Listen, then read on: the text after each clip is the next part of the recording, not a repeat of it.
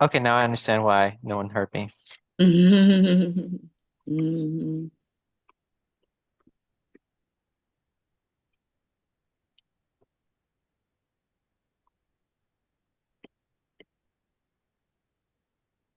Looks like Commissioner McCollum's in the attendees list. Okay, perfect.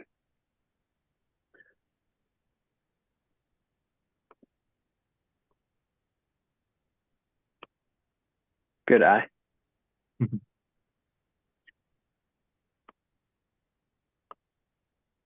I just promoted him.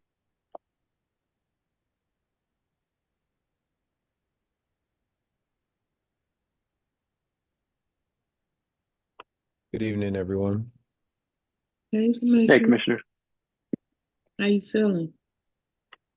Not well. I'm gonna try to be on, but I was gonna Mhm. not come tonight, but I spoke to the chair and I know he's out, so I want us to at least be a quorum. So, Right. but I'm really not feeling well today. Is it contagious? Don't send it through I the video. I've been on travels with work outside of the country, so I don't know if I Um, so I was gone for 2 weeks. I just got back on yesterday. mm, keep wearing the mask. Yeah, Thanks for being here, Commissioner McCollum. Thank no you. problem. Thank you all.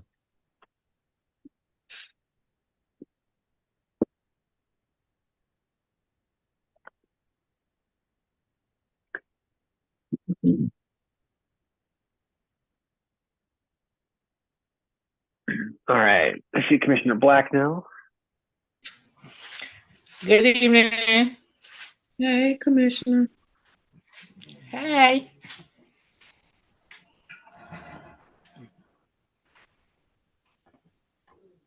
All right. Let's just see.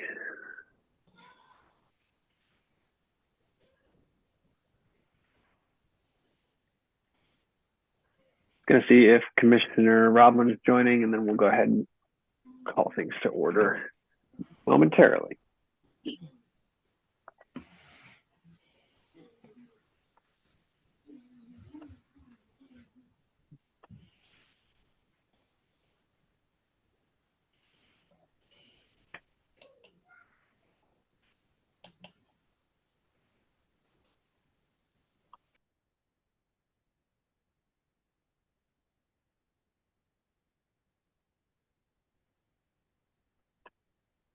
All right.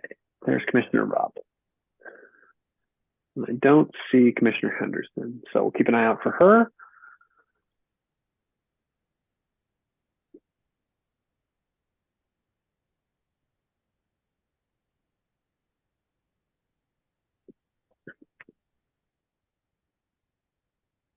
Hi, Commissioner. All right. Well, hi, everyone. Commissioner Saucedo Guzman, our chair, is away this evening. My name is Reed May. I'm the vice chair for ANC 5D. So in Commissioner Saucedo Guzman's stead, I will facilitate tonight's meeting. This is the monthly public meeting for ANC 5D for May 2024. So we will go ahead and call the meeting to order at 7:06 p.m. and we'll start with a roll call. As is customary. So start with 5D01. Present? 5D02. Present. 5D03. Present. 5D04. Present. 5D05 is Commissioner Saucedo Guzman, who's absent. 5D06. I still don't see Commissioner Henderson. 5D07. Present. 5D08 is me. I'm present. And then 5D09. Present. All right. Well, I can confirm that we have 7 of 9 commissioners in quorum to proceed with tonight's meeting. Next on our agenda is the adoption of the agenda.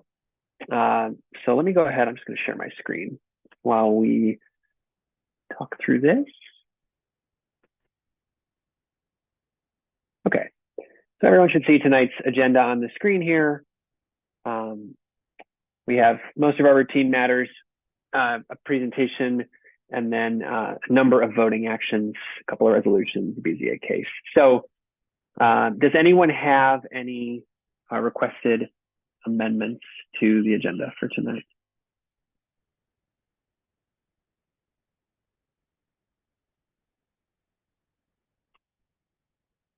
Commissioner McCollum?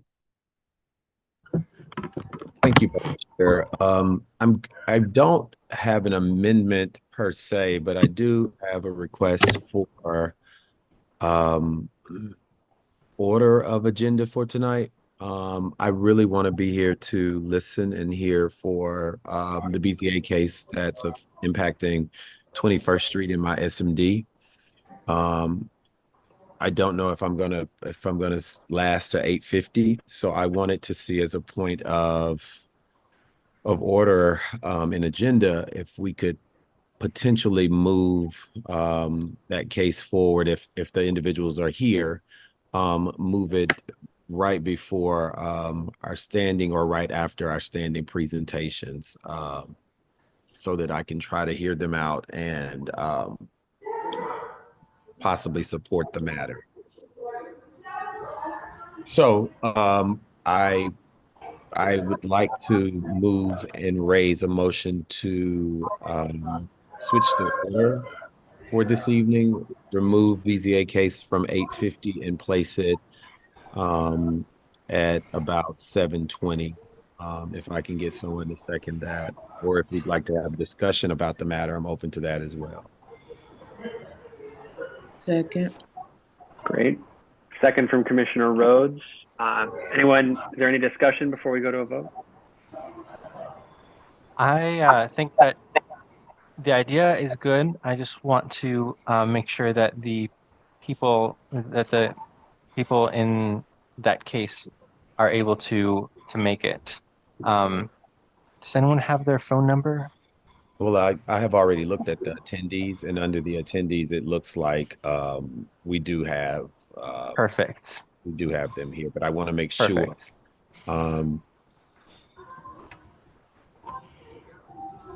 Garima Gupta, they're here as an attendee, so I don't think that that'll be an issue. Okay. Sounds good to me then. Yeah. So let's, if it's okay with you, Commissioner McCollum, let's say that we'll motion to move it contingent on the presenters being able to present at about 7:20. Absolutely. Thank you. Great. Any other discussion? Yes, we need to cross off the porta potty off the list because we're going to work more on that later on and present it next month. Okay, I'll get to that in just 1 second, Commissioner. We want to go to a full vote on Commissioner McCollum's motion. Oh, sorry. All right, let's go for all in favor. Aye. Aye. Aye. Any opposed? Opposed. Okay, and any abstentions? Great. Okay, we will go ahead and move the BZA case for 828 21st Street up to the 7:20 time slot. So right before our standing presentations. Motion carried 7-1, with now 8 commissioners present as Commissioner Henderson has joined us. And then Commissioner Roblin, I think you had the next point. You said that we are going to strike the porta potty resolution. Yes. Okay, great. Well, maybe we can bundle that and the last item together. So the other item that we no longer need is a stipulated liquor license request from Sirens. They no longer have that request. So, Commissioner McCollum, do we need to motion to strike these items from the agenda? We do. We can do it as a dual, as a packet of items. Okay, great. Anything else that needs to be stricken by any chance? All right, I'll go ahead and make a motion to remove the Florida Montello porta potty installation resolution and the stipulated liquor license request from the agenda. Can I have a second? Second. Thank you, Commissioner. Any discussion?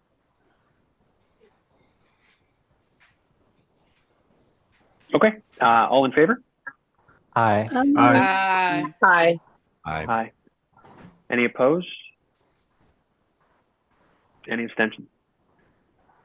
All right, motion carried 8-0. So we're going to go ahead and strike those last two voting action items from the agenda. And then I think the one other thing, Commissioner Rhodes, did we want to try to add the lead-free presentation? Yeah, lead-free DC water presentation, yes. Okay. And that was just a requested presentation, right? It's not a voting action item?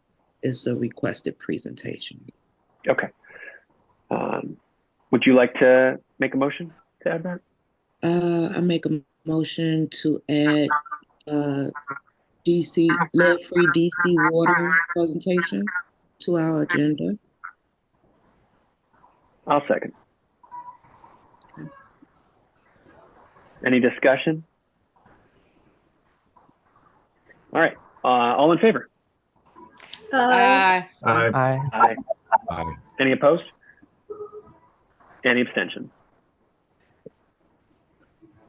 Okay. Any other agenda requests?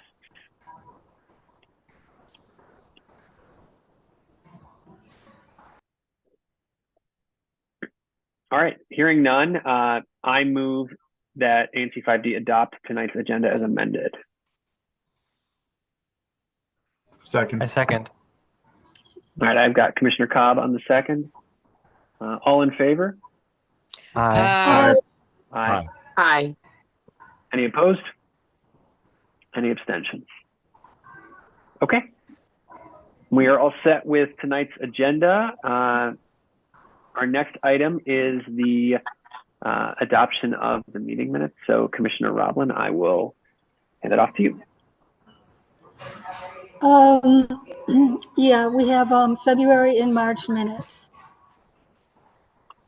Sorry, I'm not sure if I'm supposed to say anything else. I think only if you have additional context you'd like to add. Yeah, we were going to, thank you, Commissioner. We were going to save this until June or July. Commissioner Salcedo Guzman wanted to do that. But then it turns out that we need it for Commissioner Cobb's QFR and also, yeah, so we're doing it earlier than we thought we would. But that's good. Okay. Would you like to make a motion? I make a motion to, I'm sorry, what is the motion? It would be to approve the minutes that you presented. Right, a motion to approve the minutes. Thank you, Commissioner May. I'll second. Any discussion, questions for Commissioner Roblin? Okay. All in favor of Commissioner Roblin's motion to approve the February and March 2024 meeting minutes? Aye. Aye. Aye. Aye. Any opposed? Opposed. One opposed. Any abstention? Okay. The meeting minutes are approved on a 7-1-0 vote. And our next item then is Commissioner Cobb, the monthly and quarterly treasurer's report. Great. So just as a reminder, the monthly is just a presentation, but we do have to vote on the quarterly report. So I'll start with the monthly. For April 2024, we had an opening balance of $39,557.73. We had 3 expenses that totaled $1,924.01. A large chunk of that being a one-time expense for supplies for our trash committee, which have already been put to good use. Thank you, Commissioner Roblin. And so that gave us a closing balance at the end of April of $37,633.72. Any questions?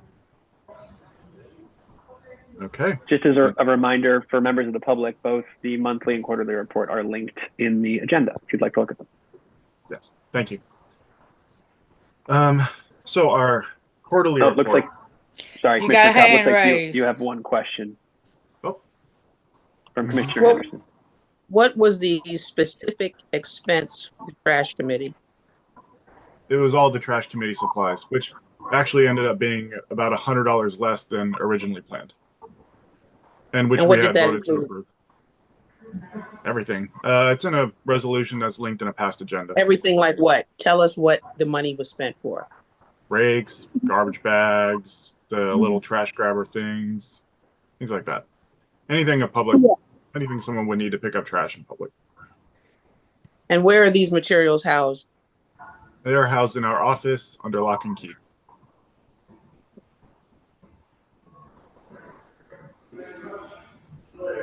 Okay. So the quarterly financial report. This covers fiscal year 2024, quarter two, which is actually January, February, and March of this year. So we started the year and the quarter with a balance of $35,478 and no cents. We had total receipts of $6,653.74. And we had total expenses during that time of $2,574.01. So we actually ended up with more money at the end than at the beginning, for an ending balance at the end of March 2024 of $39,557.73.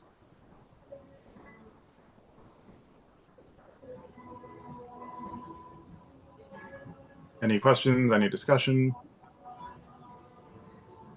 What's the amount for the communications? What does that entail? That is, there was a few things this quarter. It was our MailChimp, BIOS, and supplies for buying the flyers and yard signs announcing our public meetings.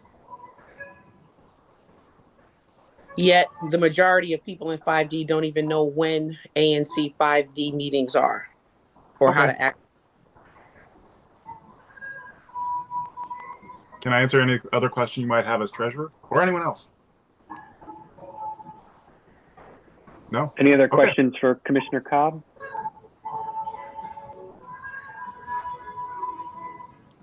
Okay. In that case, I move that we vote to adopt the FY 2024 quarter two. Yes, I see. Commissioner McCollum, your hand is up. I'm so sorry, Commissioner Cobb. You had already started going. If I Okay. just could, the signs we got that explain when our meetings are, was that a part of some of the expenditure here? It was. It was. And those signs, all commissioners receive those signs? I believe Or so. wait, let me No, all commissioners let did me not receive the let me signs. rephrase. Let me rephrase. Were those signs available for all commissioners if wanted? They absolutely are. And No, if you don't have no, them, the answer if is someone no. doesn't have them and they would like to pick them up or have them dropped off, they just need to contact Commissioner Salcedo Guzman. He was able to drop mine off at home, which I appreciated. And I do believe that, again, those signs do state when our meetings are, and we could put those out throughout our individual SMDs, correct? Exactly. Thank you. Yeah. Doesn't look like there are any other questions. So in that case, I will move that we vote to adopt the FY24 Q2 financial report. Can I get a second? Second. All right. All those in favor say aye. Aye. Aye. All opposed? Opposed. And any abstentions? Okay, the ayes have it. Yep, 7-1. The ayes carry that. Just a reminder for everyone, if you are not speaking, if you could mute yourself, you get a little bit of background noise from some folks. So thank you, Commissioner Cobb. Appreciate that. We're going to go ahead and then, as requested, we're going to move on to now a voting action item, as long as we can pull up the folks from 828 21st Street Northeast. So Garima Gupta, if you and your colleagues can raise your hands, we'll go ahead and promote you to panelists. You can start your presentation.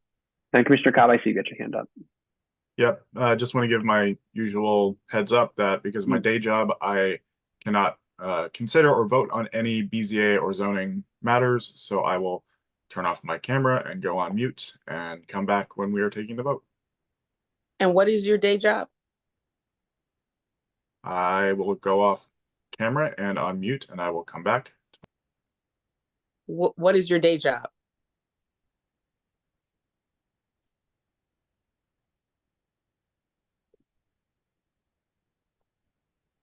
Hi, Garima, can you hear us? Yes, I can. Can you hear me? Yes. Okay. My thanks for camera seems to be not working. Is that all right? Well, excuse me, Commissioner May. Commissioner Henderson has her hand raised for some odd reason. Yes. Commissioner Henderson, I'll get to you in just 1 second. Garima, while you're working on your camera, can you just confirm who your colleagues are so I can get them promoted? Sure. So Elizabeth Stewart and R. Michael Cross. I think Elizabeth Stewart should have joined in. Yep. Okay, I see her.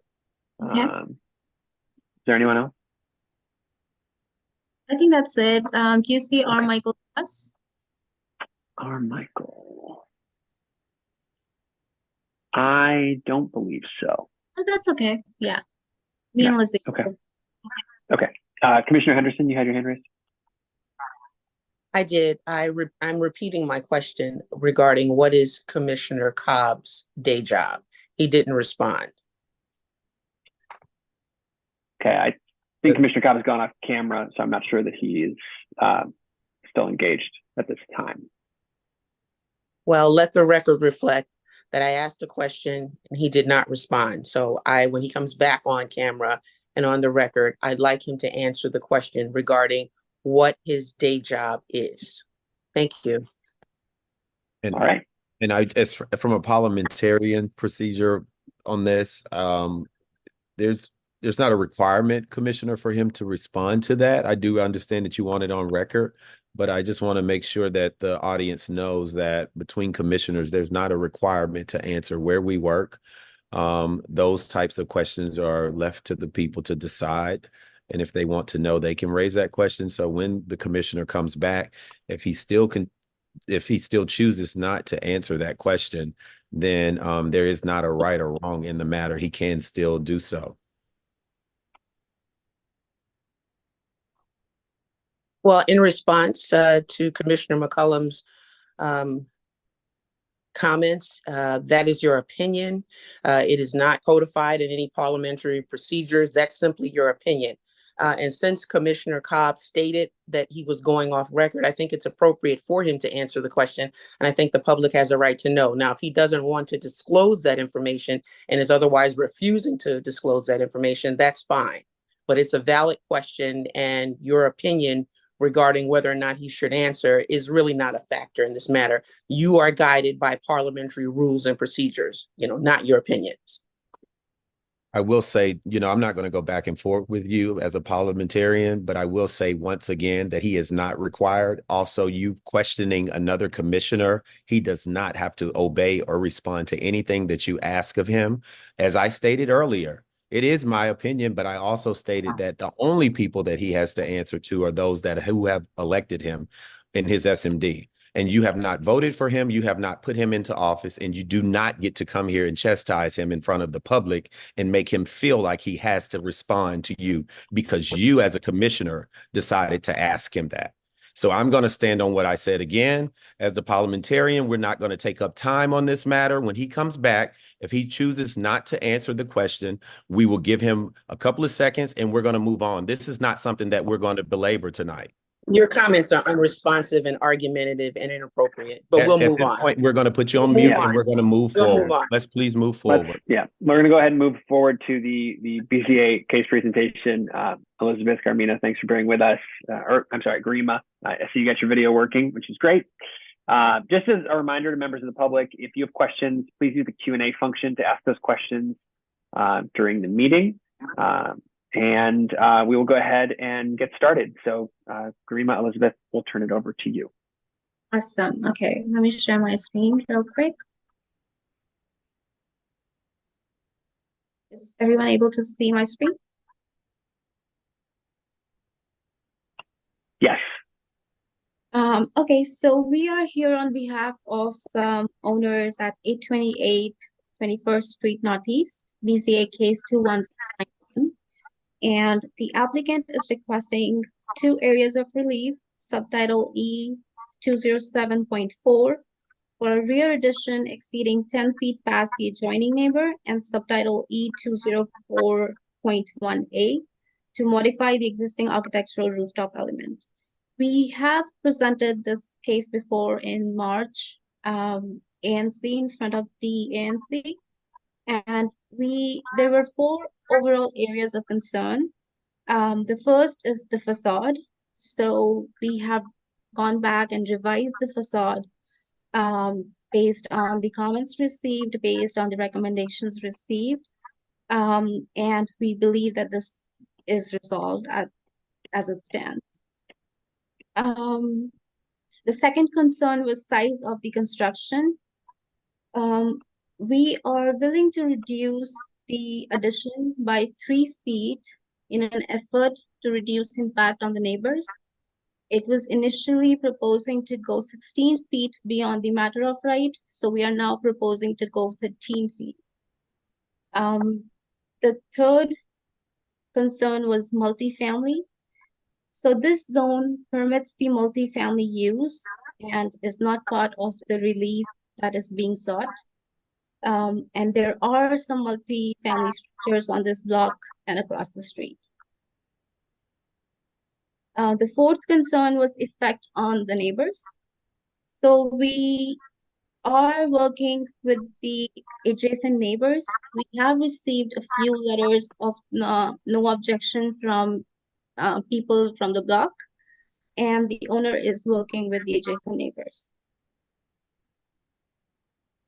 I will just go ahead and present this case again, in case someone is joining it for the first time.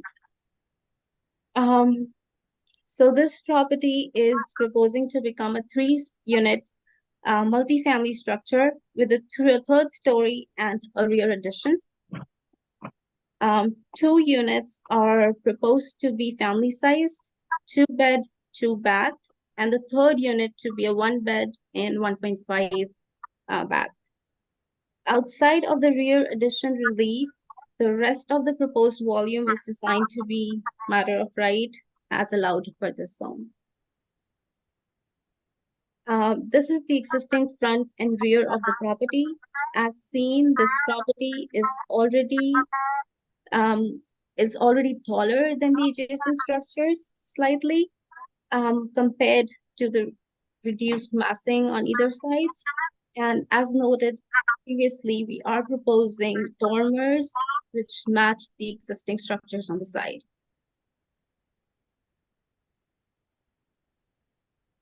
The existing lot occupancy of the structure is about 26%, and the owner is proposing a rear and third floor addition complying with the allowable lot occupancy of 60%, which we'll see in a second. So this is the proposed site plan showing the proposed structure. This is reduced by 3 feet, as noted earlier. Initially, that 23 feet dimension was about 26 feet, so we have reduced the drawings by 3 feet. So the zoning code requires only 1 parking space for this development. However, the owner is proposing 2 compact parking spaces in the rear. There is a dedicated trash space at rear of the property. And the proposed footprint is conforming with the allowable lot occupancy of 60%. And the relief is being requested, the relief being requested is only for the projection greater than 10 feet beyond the adjacent structure.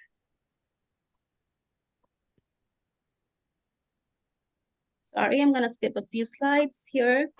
So this is the cellar floor plan, and all 3 units in this construction has autonomous entries. As you can see on the right, this one has a separate entrance. And this unit has 1 bedroom and 1.5 bath. As you can see, there's a powder room, 1 bathroom connected to the bedroom. The existing foundations in the basement will be underpinned to provide adequate head height to the new cellar units.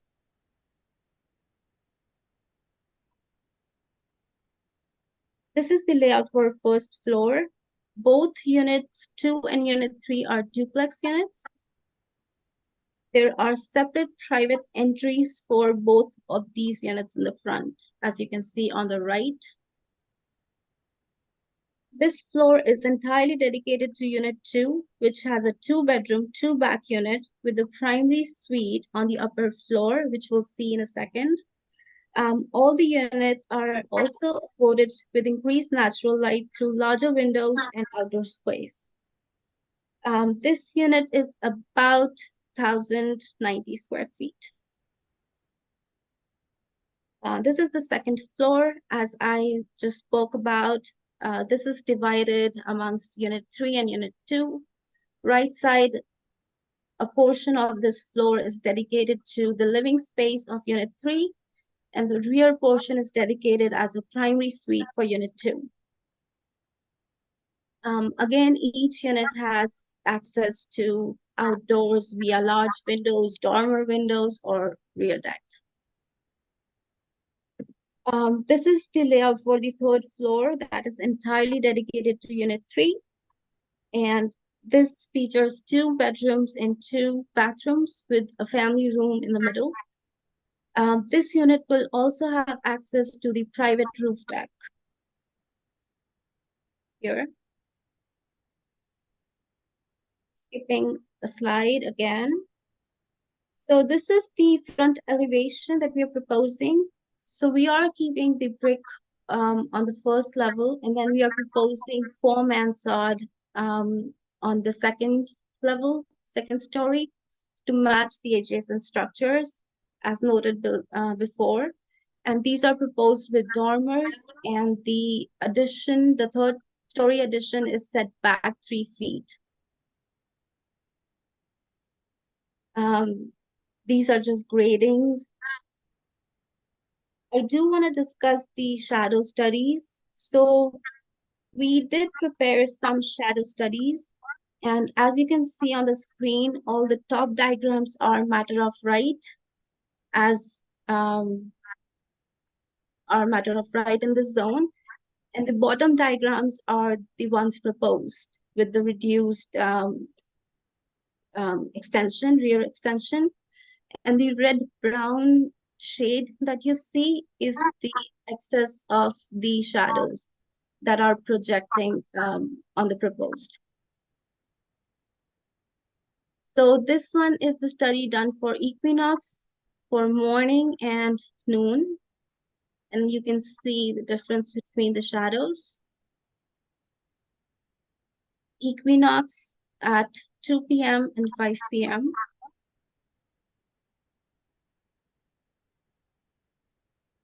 This is summer solstice at 10 a.m. and 12 p.m. And again, you can see the difference of the shadows. Again, summer solstice, 2 p.m. and 5 p.m.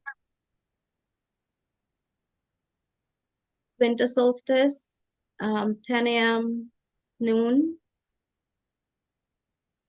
And winter solstice, 2 p.m. and 5 p.m. When we were doing these studies, I think it was our conclusion, it was our findings that most of the shadows that are impacting the neighbors were those that were casted based on the matter of right construction and not the one that was proposed.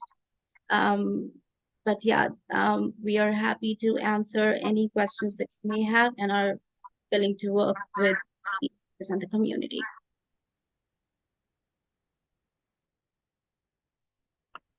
All right, thank you. We'll go ahead and move into Commissioner questions. Since this is in Commissioner McCollum's single member district, we'll go ahead and defer to him to go first. Before I do that, I do just want to note again, if you're not speaking, we appreciate you muting. Commissioner Henderson, I sent you a note, but the interpreter specifically mentioned that the feedback they're getting is making it difficult to interpret. And there's no feedback on my end. There is actually quite a lot of feedback coming through because of your open microphone. So the interpreters would appreciate that help. Thank you. Go ahead, Commissioner McCollum. The floor is yours. Thank you, Commissioner May. Let me first thank you for being here this evening. And I want to say that I first appreciate your breakdown of this presentation. I just have a couple of questions, and then I will finalize with where I'm going to land on this. But I wanted to say we really hadn't talked about price points of these units. And so can you kind of talk to me about what these units, what is going to be the price points of these particular units? I don't believe we actually have that information. We are the architects. We are not involved in the marketing or sale of the building. That would be a question we would have to ask our client and get back to you on. We simply don't know what they anticipate to market them at. I think that would be helpful because considering the demographic of the neighborhood, you know, we'd like to keep our neighbors in the neighborhood, and we don't want to market them out in terms of cost. And so that would be one of my concerns, and probably one of, if not, it's right up at the top with one of the greater concerns. As far as the shadow study, I wanted to know what month was the shadow study done, and was it conducted on multiple days throughout the month?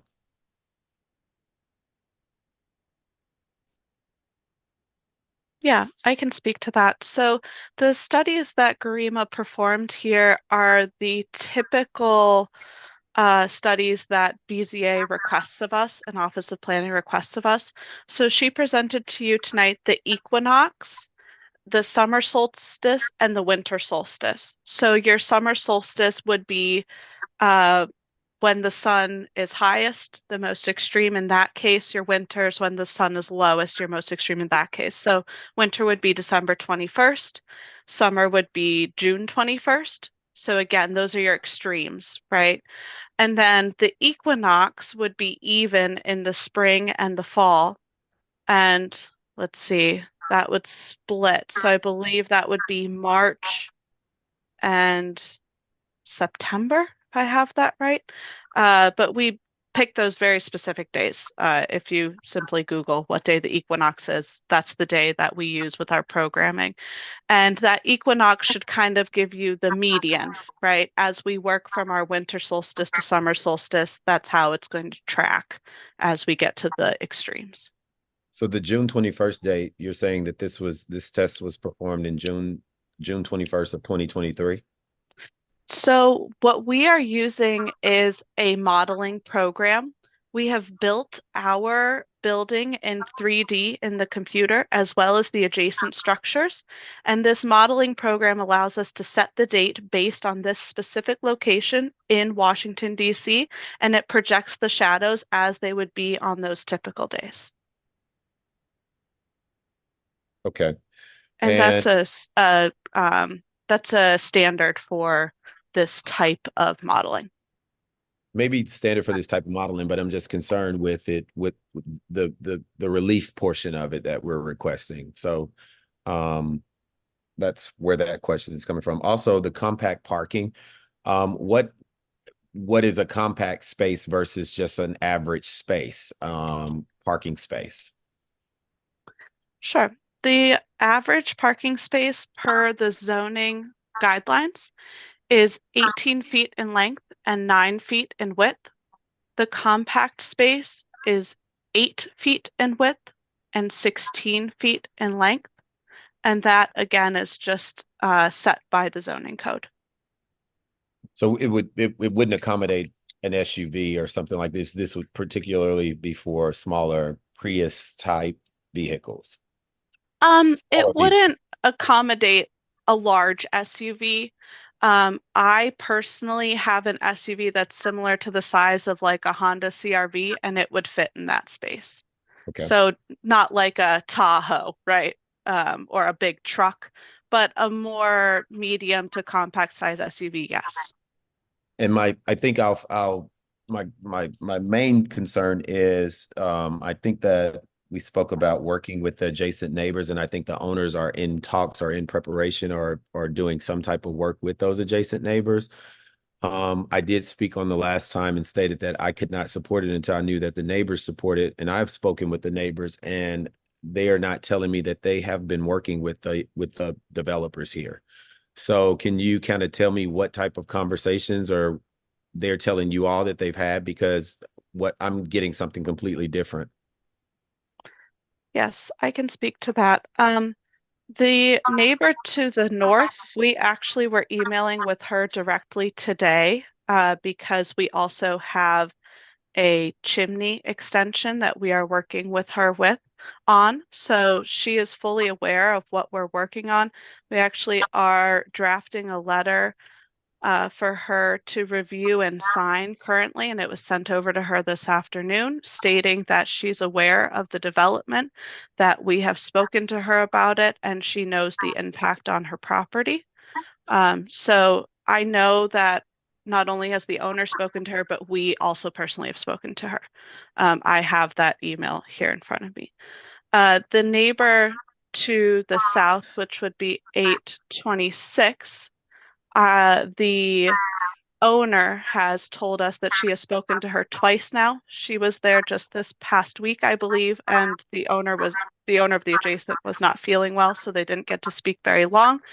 But she had noted that she had not seen the new facade, so our client was going to go back and try to speak with her again when she was feeling better to share these updated plans with her. I appreciate that. I think on our last meeting, we did not get that far. Just for me, like I've stated, I can't support these matters until I know that the neighbors it will impact directly are on board. And to me, aware does not equal support. And so I'd like to see something where, since you all definitely seem to have a cordial relationship, I'd like to see something where the neighbors are actually stating that they support the relief that's being sought here.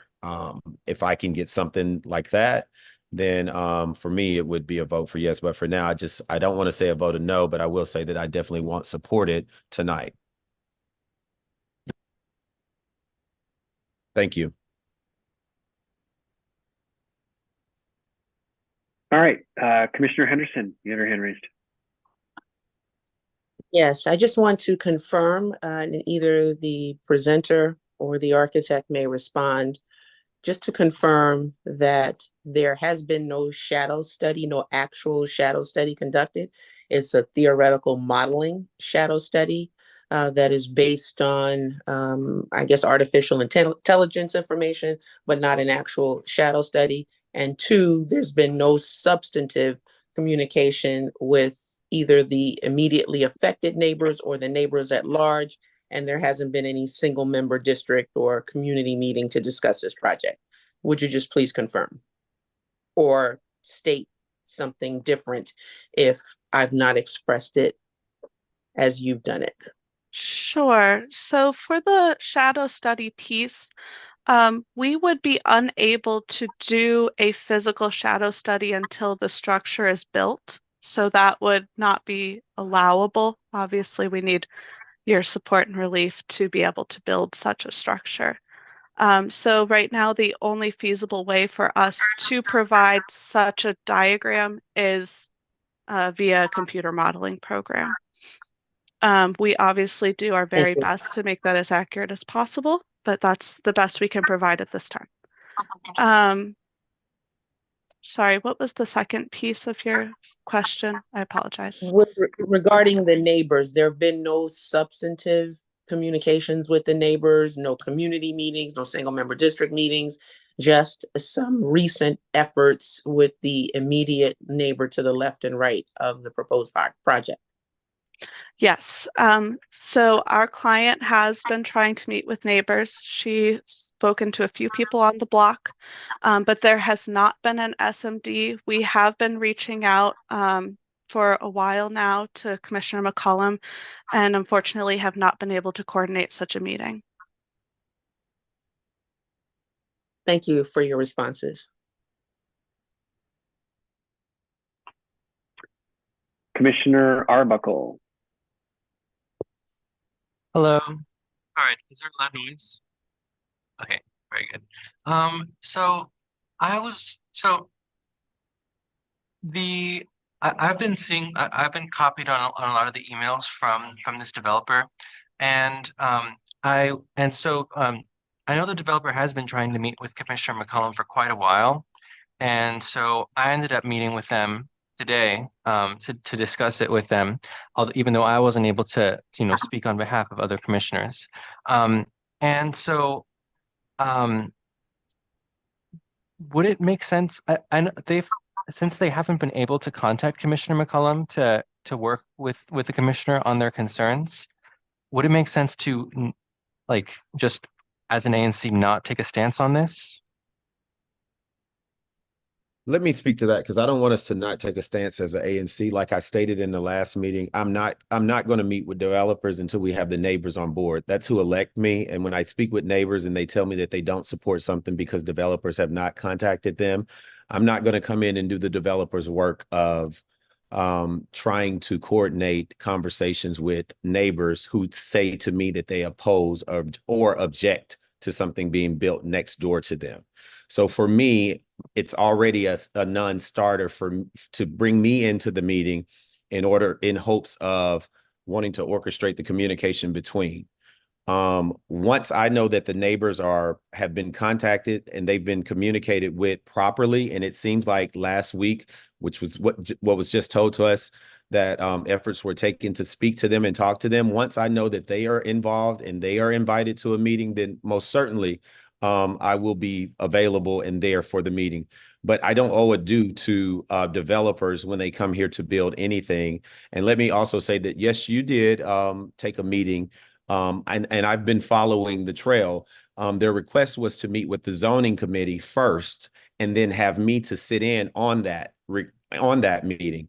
I do not chair the zoning committee. And so I feel like whoever's the chair of the zoning committee should have been the first stop with this. So you should have been the one to take that meeting. And once you all had the zoning meeting, if I decided to sit in on it and if we brought the neighbors in on it, I think that's when we could start moving forward. But I'm never going to put the cart in front of the horse. So we need to make sure that we're doing this properly. And then, yes, you will get my support.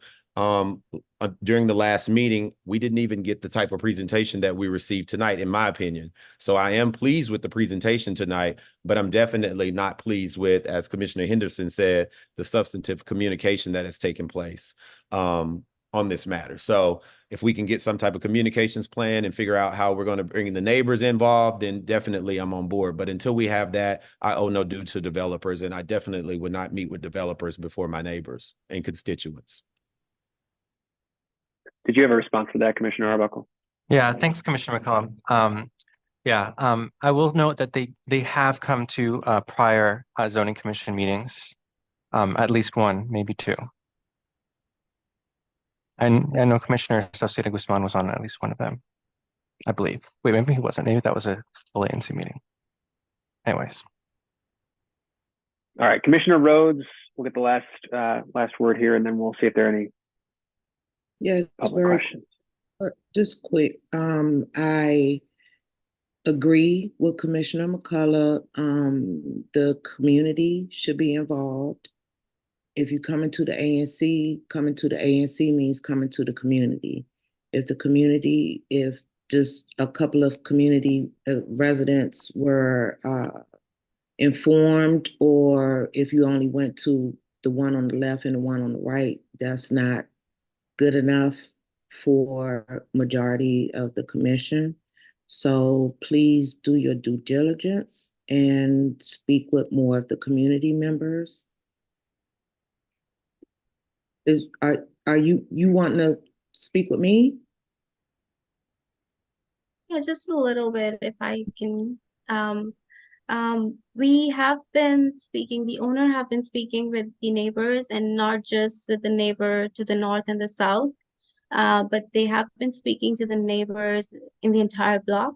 And proof, I guess, to that is that we do have some letter of support, some letters of no objections uploaded to the record. So we can definitely try to work more. And as my colleague just said, that we were directly in direct conversation with one of the neighbors, we will definitely try our best to do more work there. How many letters of support do you have? Just asking. I believe we do have 3 letters. I recently remember getting one from 822. I have to go back and check the other ones, but they have been uploaded to the record to 1091. Yes. I think I I have seen 2. So if there's a third, I'll go back and look. But there are definitely 2 from the block. That yes, we received the third earlier today, so it Okay. might not quite be in the record. thank you. Garima, Elizabeth, I'm going to jump in and just ask, do you have a BZA hearing scheduled? We do. So per the request of the ANC, last time that we were here, we did postpone our BZA. It was supposed to be, I think 5 or 6 weeks ago at this point, and it is now the first week of July, on July 3rd, right before the holiday. So we intend on being able to be at that BZA, particularly because if we were forced to postpone again, right now they're scheduling out into October, and that would be detrimental to the project. Okay. My suggestion, having heard comments and feedback from my colleagues, is that you might consider continuing some more work here and coming back to our commission in June. We can go to a vote tonight, but reading the tea leaves here, I'm not sure you're going to get the letter of support out of the commission tonight. And I'm guessing that's probably not the outcome you want, but it does sound like there are potentially some additional steps you can take to earn Commissioner McCollum's support in particular between now and our June meeting, which I believe is June 11th. I'm going to double check that right now just to make sure I'm not speaking out of turn, but I believe that is the date. Yeah, June 11th will be our next ANC meeting. So that would still give you the opportunity to get a letter of support prior to your BZA hearing. Yeah, I think that that could be we can make that work. I would request 2 items, perhaps. Number 1, I'm hoping that Commissioner McCollum, I know that you said that you don't feel like you should be the one to coordinate the community, but we definitely would really appreciate some help to get everybody together. I don't know if you have a monthly SMD meeting. I know some ANCs do that. If we could be put on the agenda at something like that, just something that's already a standing meeting that the community knows that we could be at, that would be really helpful because we feel like we are reaching out, but not necessarily getting the audience that we're seeking. So I would really appreciate your support so that we can have that forum with the community. We are really trying to have that interaction, but we're having a very difficult time getting things scheduled. And we will simply make ourselves available, whether that is in the evening, on the weekends. If we have, 24-hour notice, we can be there. So I really would appreciate some help there, getting something scheduled, possibly as soon as this week or next week, particularly because my second point is hopefully we have shown that we are trying to work with the community. We've revised the front facade. We're willing to reduce the length of our addition that we're asking for. But to be able to work with the community, we need to know the feedback. We've heard a lot tonight that there's people not in support, but I'm not sure what they're not in support of. So hopefully when we have that forum, we can have some clear directive as to specifically what parts of our relief people take issue to, so that we can work together and come to a resolution. So that would be my request for postponing us to come back to the next ANC. I think that that's a reasonable request, and I can meet you somewhere within the request. But I will just say this: I did not say that people are not in support. I said that the neighbors that it most impact, the two that are beside the building, those are the ones that I've communicated with.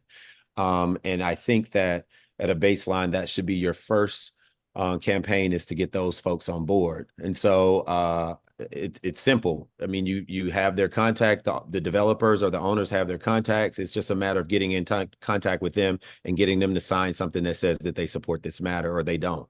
And then from there build out. But I will say that, you know, what the community does not like is for single family units to become multifamily units and for them to pop back too far and they do not look like they belong in the community. And so that's what the feedback that I can tell you now, all of my constituents have in 5D. So this is not something that I'm making up. This is not something that we all are not aware of. Folks do not want you coming in and building these units, and now you have multifamily beside folks, and it's just a deterioration of the fabric of the city. And so we can put it here public, we can have the meeting, but I will say that it's still going to be the same for me until we can get the folks that are right beside this building.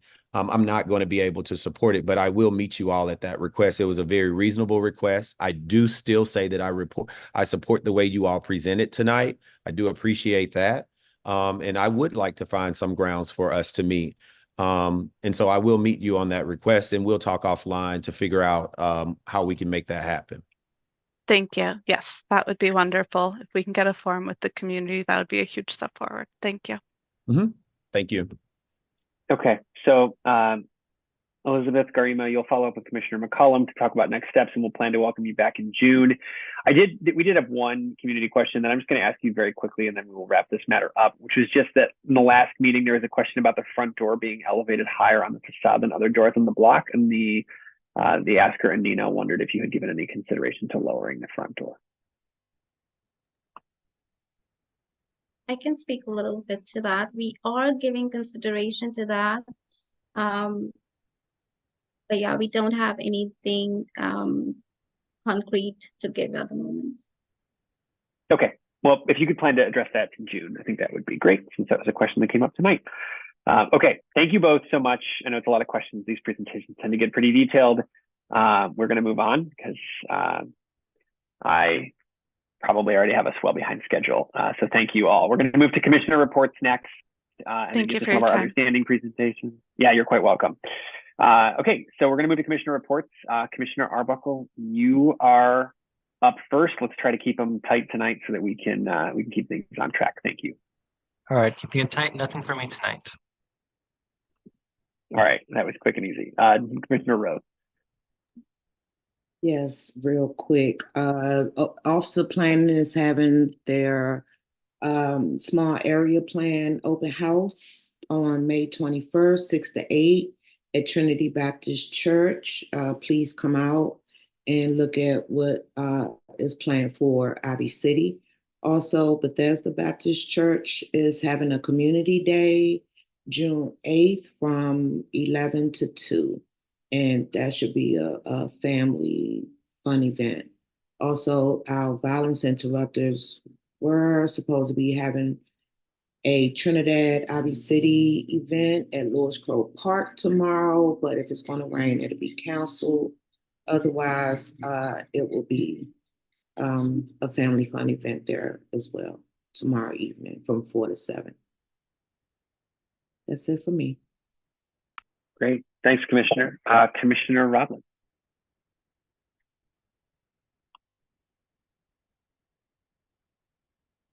Commissioner Roblin, can you hear us? All right, we'll move on to Commissioner Cobb and then come back to you. I'm sorry.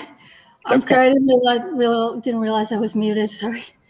So, hi, I'm Anna Roblin, I'm 5D03.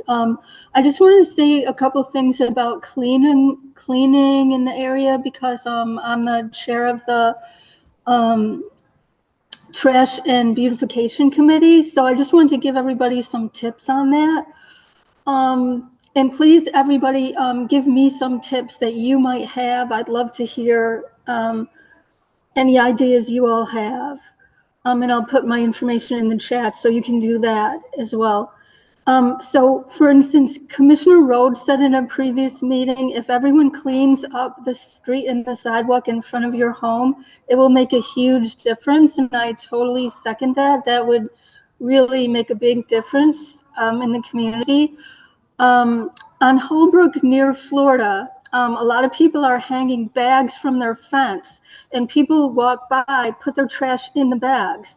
So that is actually working really well. So I would really encourage everyone to to hang a bag. It doesn't have to be big, can be any size on your fence, and people walking by will put their trash in. It would really help. Um, if you see an area that could use a new litter can placed there, please tell your commissioner and ask them to request a new can. I'm thinking of getting, do not litter signs. I'm going to look into that for all the SMDs and see if that's possible. And we have, our committee has 2 monthly cleanups, the second Wednesday of the month from 5 to 7 and the fourth Saturday of the month from 10 to noon. Please contact me. We'd love to have you on our email list. We use it for discussion, planning. Anyone can write to everyone else on the list and say, hey, I'm doing a cleanup tomorrow. Do you want to join, kind of thing? And the more, obviously the more people on it, the more cleaning is going to get done.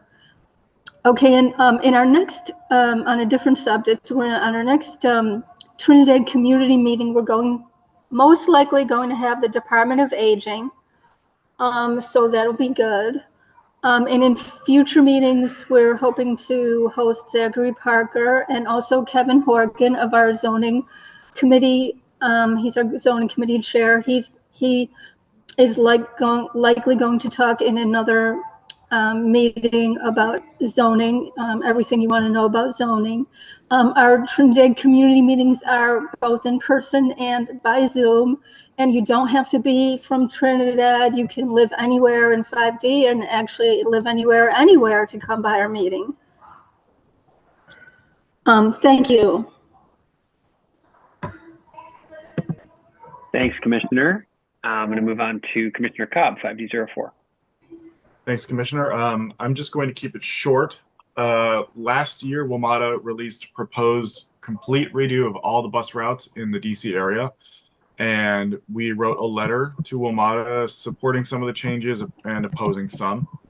And last week, WMATA released the brand new proposed bus route, taking into account the public's feedback and their expected budget over the next few years. And I'm happy to say that it looks like a lot of the changes that we wanted were implemented. We still have, under these new routes, we would still be able to get directly downtown to Union Station, to Washington Hospital Center, to Navy Yard even, and they would bring back a bus route that pretty much mirrors the old X3, which was discontinued in December 2020, going along Benning Road to Florida Avenue and ending at 14th and U. So if you want to look at the proposed bus routes for yourself, I will drop the link in the chat, and that is all.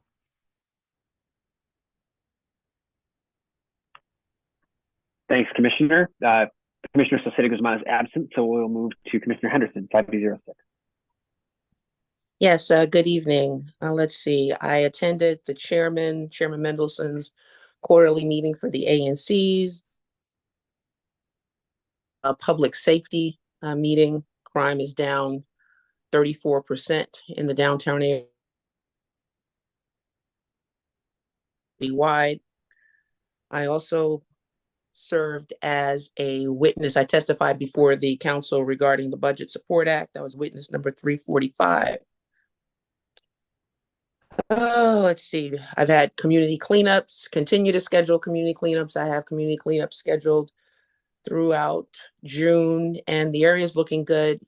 Safeway has responded to my request and you should find that the entire mall area is looking cleaner, including having, the illegal dumping addressed. I'm still having some concerns with DPW not issuing fines and making false responses to service requests for sanitation enforcement requests. They're saying, oh, we need an alley cleaning, when instead of addressing the actual homeowner. So that's problematic. So I've forwarded that matter to the Office of the Inspector General.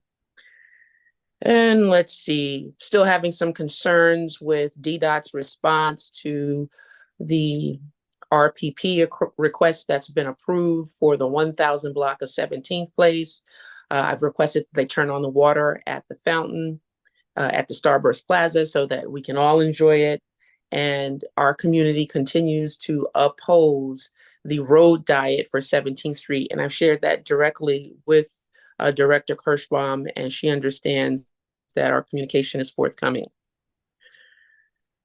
And I continue, we have some special events coming up. I will share those with you directly. I see two of my constituents on the meeting tonight. So I'll be sharing that directly with you, and we're moving forward. Oh, and I'm really appreciative that I'm seeing more police presence in our area. I had a meeting with Assistant Chief Robinson and Commander Altieri, and I requested more police presence. I'm actually seeing that. So I'm seeing officers on bikes. I'm seeing scout cars. So that's good. So we want to keep that up. And the activity at the Starburst Plaza, it's under advisement. So, and I ask that if any of you on this call, you drive by or walk by and you see anyone passed out, or you see what looks like illegal activity, that you call 911 immediately so that we can have enough calls for service to continue to warrant police intervention. And that's all I will share at this time. And if anyone has any questions for me, certainly don't hesitate to reach out to me. You can call me directly at 202-556-5823, or send me an email to khenderson029@aol.com. Thank you. Commissioner Henderson, you had a question. There was a question for you about whether there's a schedule for community cleanups in 5D06. Yes, they're every Saturday from 9 to 1. Okay, great. 5D07, Commissioner McCollum. Thanks for hanging with us. Thank you, Commissioner May. To be brief, I've got a number of reports from constituents that are stating that folks are taking dog poop litter bags and putting them on the top of trash cans, leaving them on the sidewalks. And I've started reaching out to, number one, DPW, and with regards to the alleyways and the trash cans, but also police. I'm going to ask that if anyone sees this, if you would please try to capture video so that we can report this and let it be known who's doing it. There's also some concern with the constituents that are behind H Street and 19th Street, where they meet at the four-way, the alleyway behind H Street. That's been an alleyway that's just been notoriously a dumping zone. I think Commissioner Henderson and I have spoken about that before. But I have witnessed myself and have video, and I've asked the neighbors to get video, but I just want to put it out as a public notice that there's residents on one side, and then there's commercial multifamily buildings on the opposite side. And so the DPW will not pick up. It has to be a private company that picks up the trash from the alley for the commercial folks that live in the complex. I witnessed that commercial truck not going down the alley, but coming down H Street, and sent the folks on the truck, on the back of the truck, down the back alley. And all they did was just run through the alley. And if they saw trash that they could possibly pick up in their hand in a bag, they ran with the trash and then ran back to H and 19th and jumped on the truck and went on. The truck never went down the alley. And so I've captured that on video. Some constituents have captured it on video. And I'm going to ask that if anyone else has anything, if they will send it to me. I've in talks now with the company so we can try to remedy that. I think that that's pretty much it. I do want to also commend the police and thank them for their service. We've definitely seen a number of them over in 5D07, and I'm really appreciative of it. There's a question about Bennett Place and the camera that's there, but I'll wait for police personnel to address that matter. And I will even say that the store at the corner of 19th and Benning Road, I've been speaking with the owner there, and they have really been doing a very good job of trying to clean up the loitering and just hanging out on the opposite side of 19th Street inside the parking lot. So I do want to acknowledge that as well. Anyone need anything from me, please reach out to me via email. I'll yield there. Thank you, Commissioner. I'm 5D08, so I'll just quickly share a couple of things. The first is that the notices of intent for the 17th Street multimodal project just came out, and they're open until June 11th. We're going to have a quick presentation about those coming up, but wanted to make people aware of that and encourage you to share your comments. We also heard from DPR that they are planning to begin some community engagement, hopefully in June, around the concept of a small park in Carver Langston. So glad to see that as well. Those are the two big updates for me. Commissioner Cobb already highlighted the Better Bus Network, but definitely encourage folks to take a look at that proposal, or that updated proposal from WMATA. And then lastly, 5D09, Commissioner Blacknell. Yes, good evening, everyone. I am Commissioner Bernice Blacknell. I'm the ANC Commissioner for 5D09. I just have a few updates. I am pleased to announce that they are finally working inside of Spingon. Brown should be ready. Kids will be moving back in January. I am pleased and happy to be informed that the homeless man living at the Arboretum, the government officials are really working with him and everything. Also having some concern about the camera that was removed from 19th and Bennett Place, and my constituents have been emailing me because they were informed that the camera is was removed because it's being serviced and it has not been replaced yet. So those are my updates. If you have any concerns, you can reach me and I will return your emails, but please leave your name and contact information. I can't get back to you. Okay. Thank you, Commissioner Blacknell. We're done with commissioner updates. So we're going to move on to our standing presentation from the Metropolitan Police Department Public Safety Report. Lieutenant Commodore, thank you for your patience. We will go ahead and give the floor over to you, sir. First of all, good evening to everyone. Thank you for inviting me to this meeting here. I'm Lieutenant Commodore, and I am the PSA 506 manager, PSA 506 lieutenant. Although I'm not in 507, just a couple of quick updates in 507 in reference to the lights on Bennett. I can definitely find that information out for you. Had it known ahead of time, I would have had that answer for you already, but that's something I definitely have to ask my senior officials as to the connection for the light tower on Bennett. In reference to Benning Road, it just so happens that I do go around 1830. I go inside the store, talk to the owner, and he basically tells me what time these guys come out and start to congregate. So what we have been doing lately, especially if there are any large gatherings, we just go around there and says, hey, you're not gonna be able to gather around here anymore, especially in this parking lot, because that parking lot used to be just a haven for large gatherings. But now when they see the police, they just keep on moving because they know that at some point they'll end up being under arrest for being somewhere they had no business being. So we're starting to see less gathering there. And again, I went in, I spoke with the owner, and I told him we'll do whatever we can to keep your lot clean.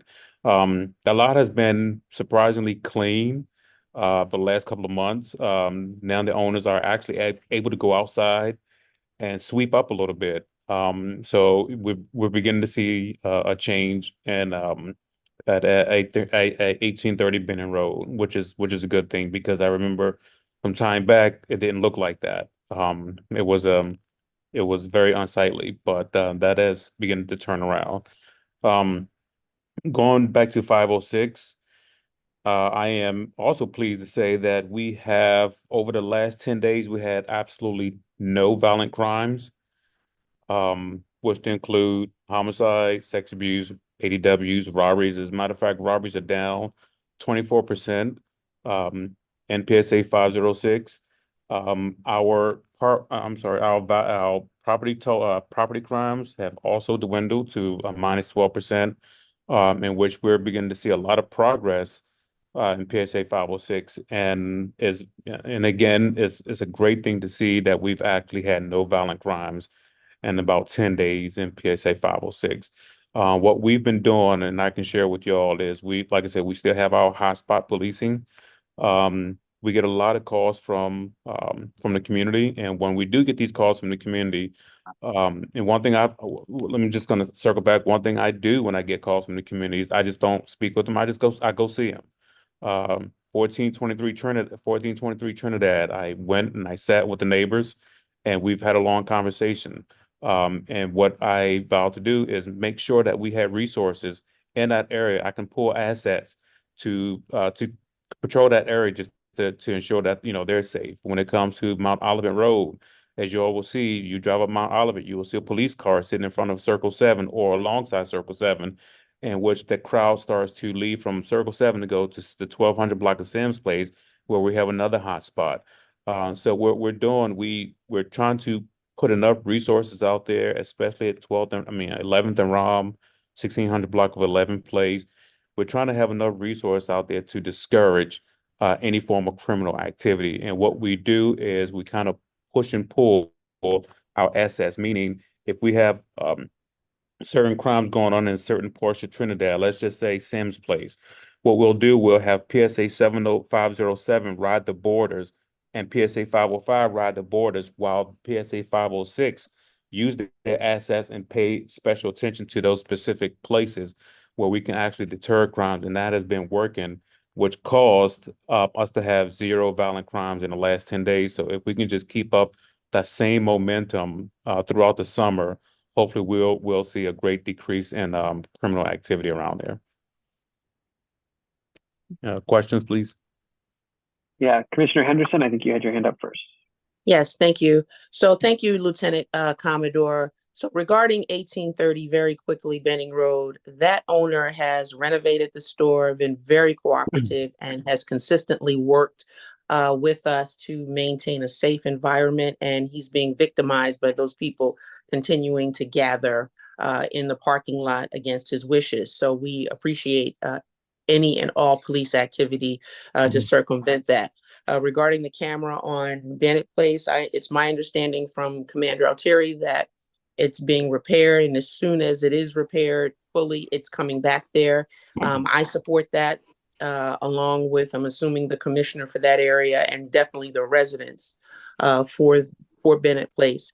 I would like your attention to 830 Bladensburg Road, which is in front of Roses.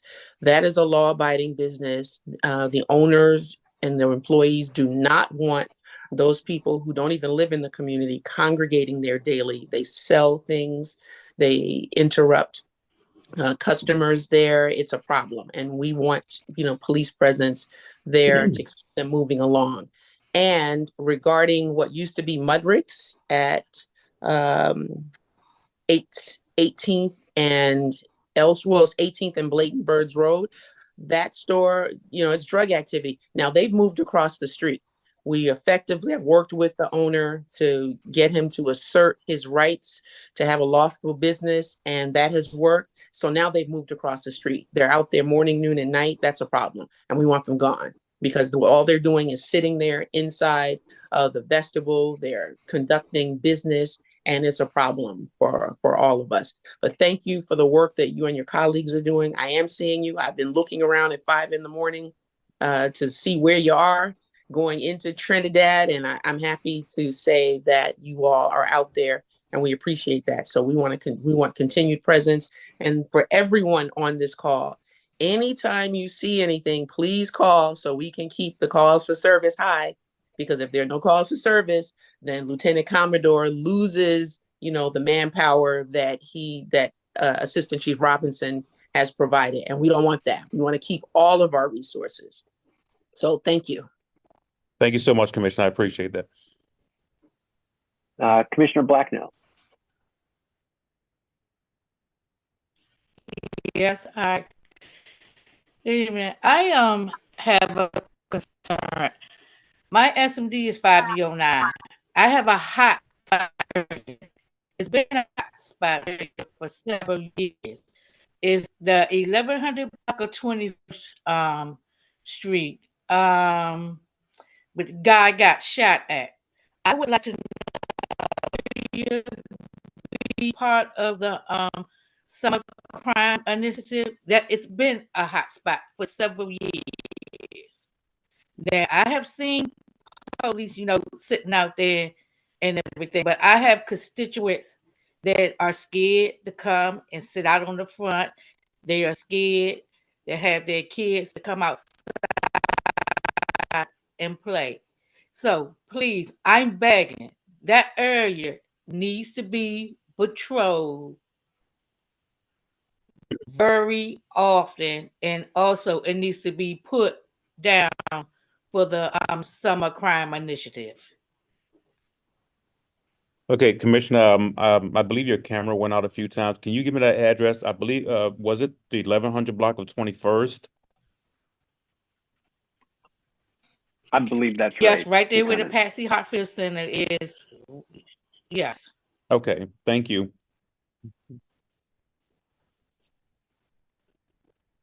Okay, Commissioner Rhodes. I would just want to ask about the It's the crimes unit cameras. We're still getting illegal dumping on Alexander Crummell Way, formerly Gallaudet Street. How are those cameras working? And you really don't have to answer it right now because we're pressed for time. I just know that we're still getting illegal dumping right there in front of Crummell. And are the cameras working? I've sent several emails and haven't gotten a response. Okay, what I'm going to do is I'm going to leave you my email address, and we can definitely follow up, you and I, in reference to your concerns over there, and you can reach out to me directly. I'm going to send my email in the chat right now. Thanks. You're welcome. All right, any questions, any other commissioner questions, and any questions from members of the public? Reminder, if you have a question for Lieutenant Commodore, you can drop that into our Q&A here.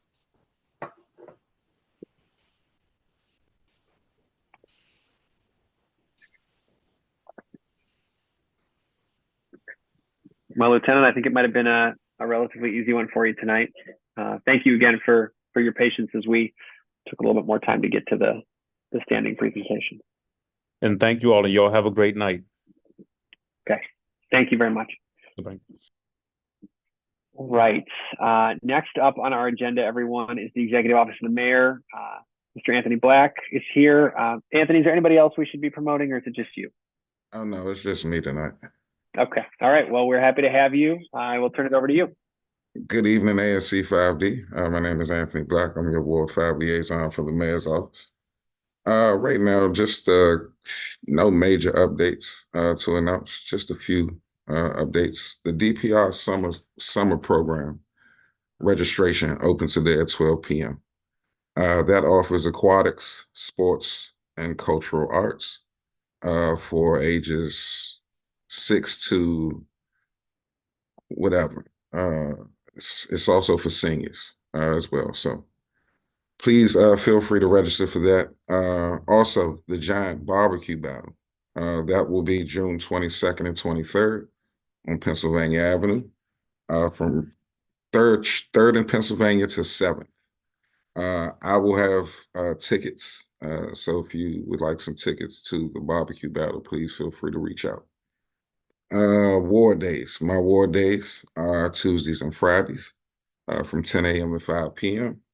And again, those are just days in which I'm in the ward. So I do encourage ANC commissioners, residents, to please feel free to schedule time with me to get out in the community. That's all I have currently on my end. I'm open for questions and concerns. But get your barbecue battle tickets up, definitely. All right. Thank you, Mr. Black. Any commissioners have questions for our Moker?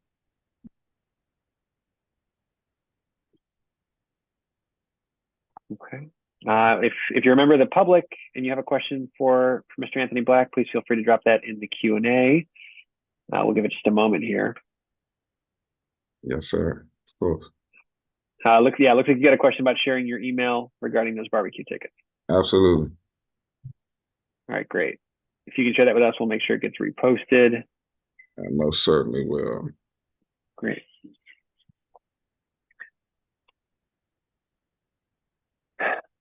All right. Well, no commissioner questions. Looks like that was the only one from the public. So I think you get off easy tonight. Thank you again for waiting us out. Not a problem. Okay. All right. Well, that was our mayor's office presentation. Do we have anyone? I don't see Oliver Stout in the attendee list. Do we have anyone from the Ward 5 council member's office? If you are from the council member's office. Oh, hey, Sam. Sorry about that. Hey, yeah, Oliver is under the weather today, so I'm stepping in for him. Great. Well, we are happy to have you. I will kick it over to you. Amazing. Can I share my screen on this? If you can't, I will make sure to enable those privileges for you. It popped me over to Zoom. Here, I'm going to go ahead and make you a co-host. Yeah, I'm going to make you a co-host, Sam, Okay. which should allow you to share. Let me know if not. It still keeps bringing me to Zoom to log in. I'll just read from my slides and can share them with you all later. So hey everyone, my name's Sam Bonner. I am Oliver Stout's replacement today. He does commissions ANC 5B and 5D, and I do 5E and F, so the southwest part of the ward, but got a lot of love for 5D, so happy to be here. As always, we tell folks, please go to ward5.us/news to see the most recent newsletter where we release it every Friday. It's got everything you could imagine about upcoming programs, events, things to apply to, things to weigh in on, updates from these different meetings, and also updates of the budget, which I'll be talking about a bit today. You can also click on the top left there, and I'll put the link in the chat to subscribe to our newsletter. And we also have a podcast now, which I'll be sharing a little bit about. So the big update right now is tomorrow is the council budget work session. So it is the kind of, after each committee has had, gone through all months worth of community engagement, negotiations, conversations, the mayor put her budget out, there's more engagement, more conversations. And then finally, the committees each kind of release their report. And now we're at the stage where all the committees are going to look at each other, and now stuff will start moving between the committees. So it's kind of the last chance for negotiations to happen.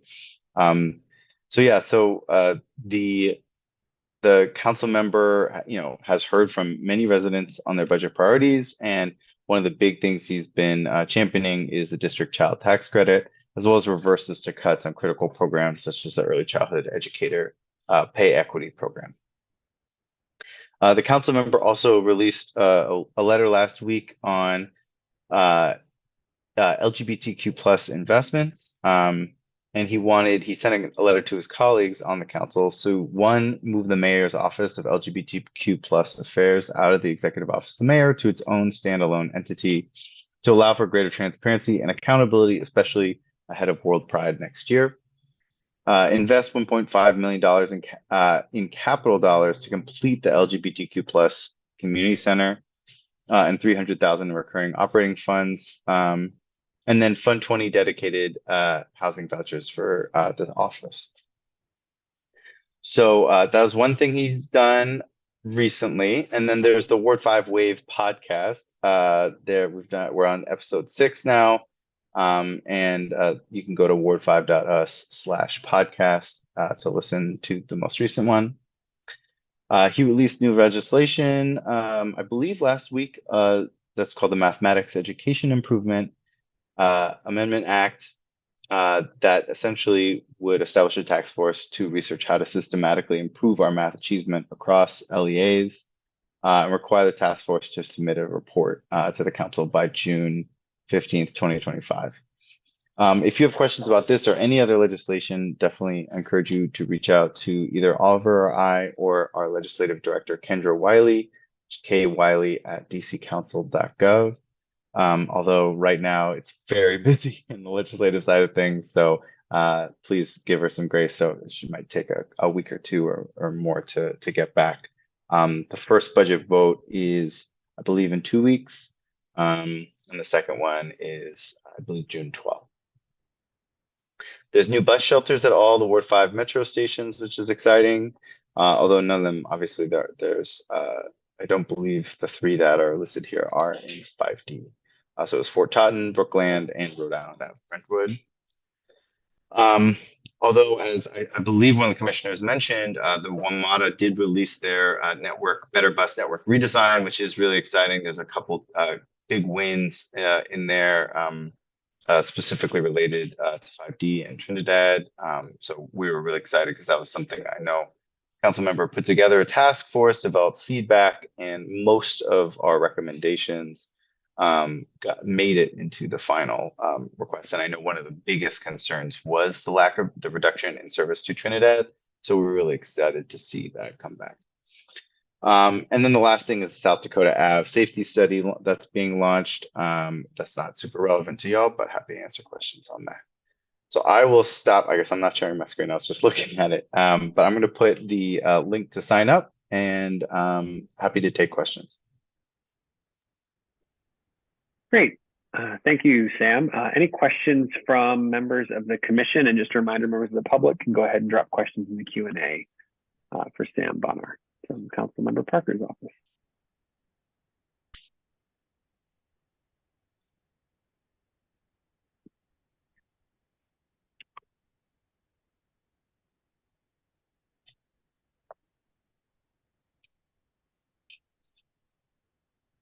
We're going easy on folks tonight. I know. I feel like I got lucky here. Yeah. Well, thank you, Sam. You were with us from early on, so appreciate you hanging out and standing in for Oliver. We hope he feels better, and we'll let you get on with your night. Awesome. Well, thank you all. I hope you have a lovely evening. Okay, thanks. You too. All right, everyone. Thanks to everyone for the efforts to keep things tight. I think we've gained some time back, which is great after getting a little long here early, especially with that BZA case up front. We are ready to move on to a couple of presentations. First up, we have Will Hansfield and Delando. Well, maybe not Delando, but we'll have Will Hansfield from DDOT to just talk briefly about 17th Street, Mount Olivet, and what is to come there. As I mentioned, the notice of intent was released for 17th Street recently. So, Will, Delano declined to request to be promoted, so I'm not sure if he's. I'm here.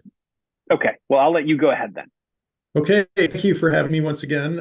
I think, well, this is just an update. I think we've been to ANC 5D like 6-7 times on this or the collective projects, but the main announcement is, yes, the notice of intent is open for comments right now, and that's just our way of soliciting final feedback. We've been a couple times to get general thoughts and guidance from the community, but this is the legal and formal way to solicit that feedback. It comes from the 1948 Administrative Procedures Law.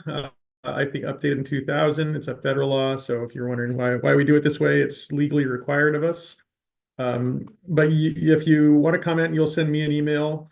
I think, Reed, if you post the link, that's probably the easiest way to get a set of the plans and to get a copy of the notice of intent. So I'll leave it to the ANC to distribute that and get it to everybody. But if you want to, Reed, if you can post the link in the chat, that might help people. So what does it mean? We are approaching the first phase of a probably 4-phase construction project on Mount Olivet and 17th Street Northeast. The first phase to be constructed is going to be Mount Olivet between 9th and Bladensburg. And we think we can start that one in July if all goes well and weather cooperates. So we are looking for that one. That, if you might recall, was noticed last year.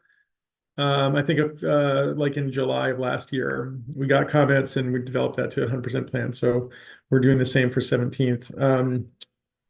The portion that's in ANC 5D goes from Bladensburg to Benning Road and is characterized by primarily a 4-lane to 3-lane road diet for the vehicular aspects of the street, inclusion of a primarily 2-way bicycle facility, and inclusion of median crossing refuges for pedestrians at all of the uncontrolled crossings, of which there are 3 in that corridor, that portion of the corridor.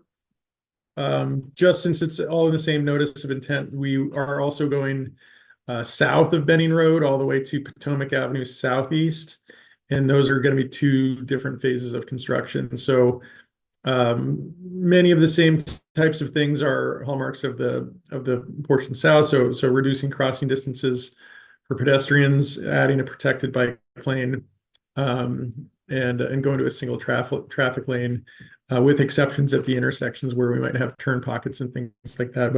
But that's generally the project. I don't want to take up too much time because we've gone over it a couple different times over the past few years and done full presentations. So this is just to announce that we are accepting comments, and that we have the start of our construction schedule for this. I think all told, it's like a 2.4-mile long corridor. So our first sort of period of construction will be in starting in July. All of them hopefully will wrap by before Christmas time, if all goes well and our weather cooperates. But yeah, I'm open for questions at this point in time, and I would love to hear what you all have to say. Thanks, Will, very much for being here. We'll go to commissioner questions, and then members of the public, another reminder, use that Q&A to drop questions in here for Will. Commissioner Henderson, you had your hand up first. Yes, thank you. So we've been very, very clear with DDOT regarding our opposition to a road diet that's going to reduce vehicular traffic along 17th Street. We continue to maintain that it's going to push traffic onto the side streets. During rush hour, traffic is already backed up on 17th Street. It's a problem. It doesn't sound like you're listening to us. We're going to have to vociferously get your attention in the same way that our neighbors at the performance oversight hearing for DDOT and the budget hearing told you that they didn't want that. I mean, you're not listening to us, and you can't tell us that you're putting in something for our benefit when we haven't asked you for it and we told you that we didn't want it. So I've communicated this to Director Kirschbaum, and we will be following up with a formal document that asserts the same. Thank you. Thanks, Commissioner Henderson. Will, I don't know if you have anything to say. I don't think that was really a question, but you're welcome to respond if you'd like. Okay, thank you. Okay, Commissioner Cobb. Thanks, Commissioner. Will, I just want to thank you for coming to us. Again, I'm wondering if maybe if you have a list or just maybe off the top of your head, you can remember all the times that you've met with us as commissioners, both for public meetings and other committee meetings and separate side meetings with commissioners who had concerns? With 5D, I mean, my history of working on this project goes back to 2020 with 5D and doing a series of different meetings. We added up how many public meetings we've done for this combined corridor, and I think we included 19th as well, since it's part of a paired couplet. But it was something like 16. I think this will be like 17 meetings that we've done with ANC 5D, ANC 7D, ANC 6B, I think, are all the three ANCs that are touched by this combined set of projects. So, I feel like we've been pretty communicative about the project and what the intent is and those details. So we're starting to get comments back on 17th so far from members of the public now that the NOI is open. They're trending probably on the, probably mostly positive, I would say, at this point. So that's what we're hearing in the official feedback channels, and we'd love to hear everything. We don't always know every detail of the corridor. We try to do our best. Where you can really help is any place that's, the hyper local spots that we don't always understand, like, oh, this alley has a high volume of exits at 7 p.m. or like on Florida Avenue, Max Tire is like a 24-hour tire shop, and so they have a long line of cars even after midnight sometimes. So those are things that aren't always apparent when you're doing this work, but we hope to glean them from these types of publicitation elements and also get a sense of the community. Great. And I was just sort of curious, so I went back to my archive and tried to see when the first email I could find about this project was, and it was in April 2022. So it's been at least that long that we've been working together on this project. And so only one more question. For those who maybe didn't see the notice of intent page, when does the comment period close? I want to say it's June 11th on this one. Okay. It's either June 11th or June 15th. I did two in the same week. So just in case you're in New Jersey, New Jersey Northwest is also open for comments. So I'm fielding both right now. Yeah, okay. It is June 11th. June 11th. Thanks, Will. I'll go ahead and add in, Will, I appreciate you being here and certainly echo, your initial feedback from the community. There are a lot of people in my SMD who are quite excited about this project. What I will say to folks who do have feedback, just sort of echoing what Will said, I've been to a couple of different forums regarding this project, a safety walk. We also had an in-person gathering at the Trinidad Rec. And I've had the chance to see community feedback be incorporated directly into the plans. So the plans we discussed in November at the community safety walk, they're not the same as the plans that are part of this NOI, because they've gradually evolved based on feedback of community members. So please do take Will at his word. There is an opportunity here to be heard if you have specific feedback about ways this project can be improved. So I definitely encourage folks to do that. And then if any other commissioners have questions, please feel free to raise your hands. But I'll just note there are a couple of Q&A comments. One is Skip Keats said that he looks forward to the bike lanes on 17th, but would like to know, Will, how you all will work around the various ongoing building construction projects as you work on developing the road. Yeah, great question. We do reach out and work with the various construction operations because we are changing. I think each one is a special case, and so we try to make sure that the operation that they are executing is that there's a way to continue building the building, that there's a way to do it without inordinate traffic impacts, and that we can roll out the project. I haven't found a location where we haven't been able to do that, either by redoing the traffic control plan or doing something with timing on different elements. So in general, we're pretty comfortable with working with those types of operators.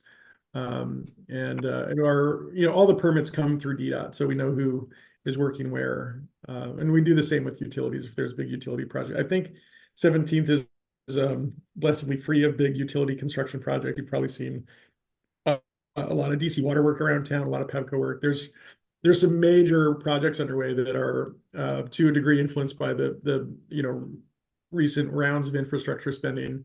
So lead pipe removal, electric utility upgrades and transmission upgrades.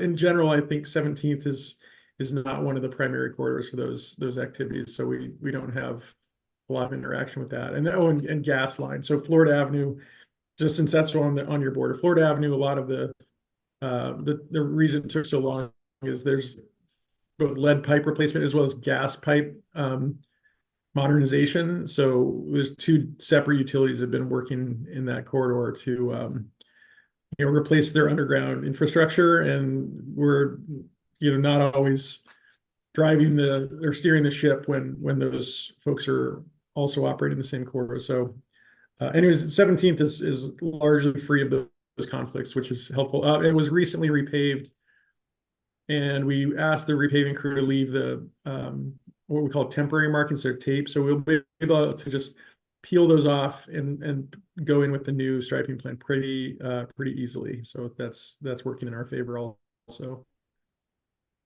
Great. Okay.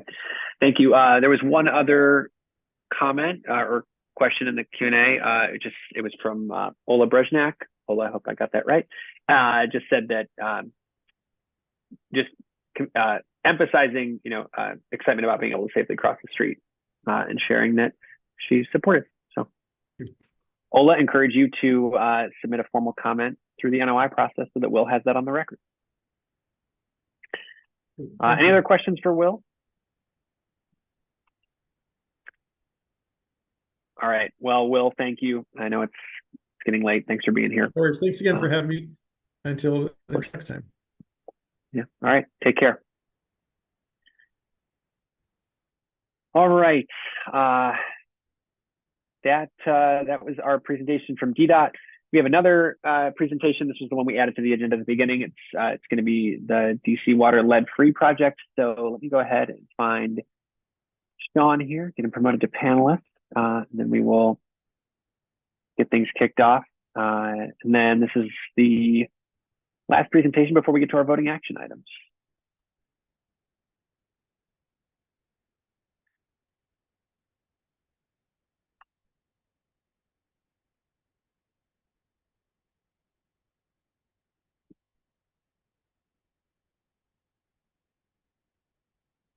Good evening, everyone. Hi, Sean. Thanks for being here.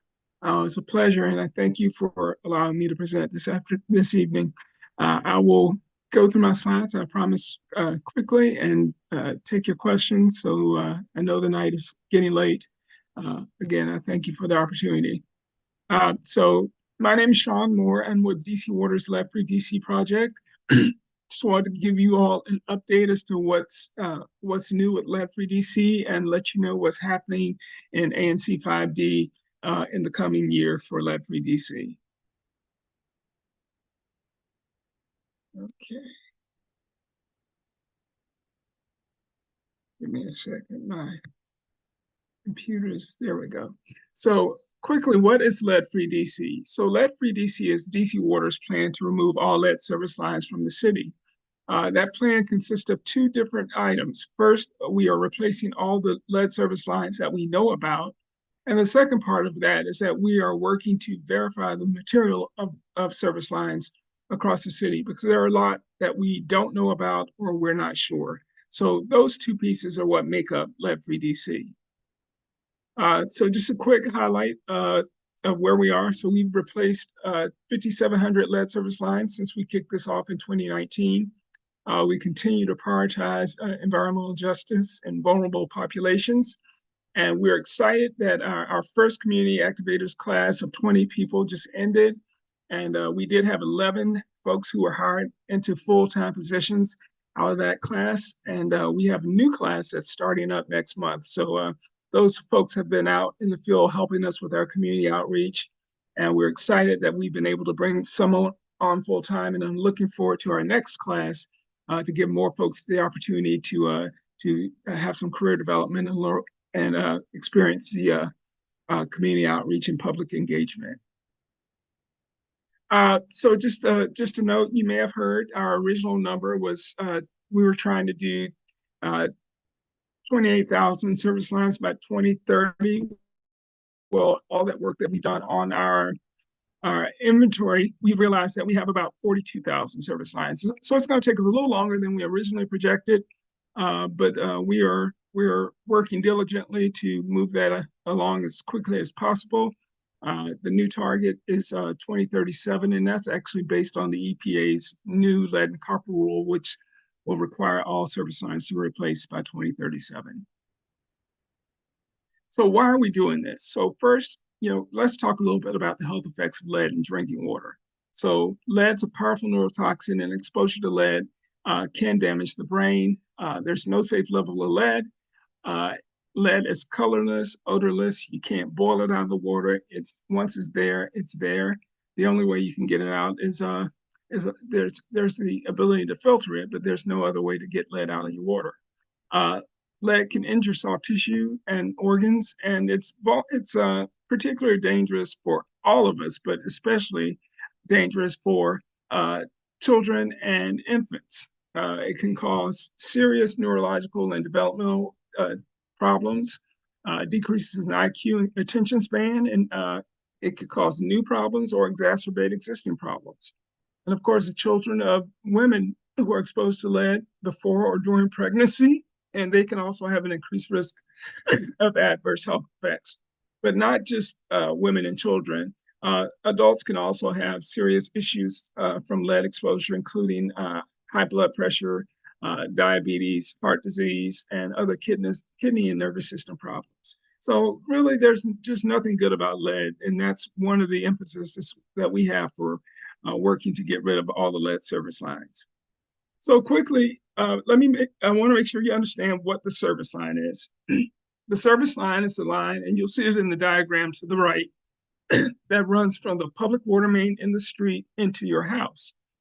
So that service line has two components. There's the public side and the private side. Now, granted, in DC, the homeowner owns the entire service line, but DC Water maintains that service line in the public space, where the homeowner is responsible for any cost related to maintenance or work on that service line in the private space. So another key thing is that DC Water is not allowed to use our ratepayer fund. So the money that you and I pay in our water bills, we cannot use that money to do work on private property. So whenever we're able to offer programs like our lead-free DC program, it's because we have additional funding from outside sources that allows us to do that work on private property.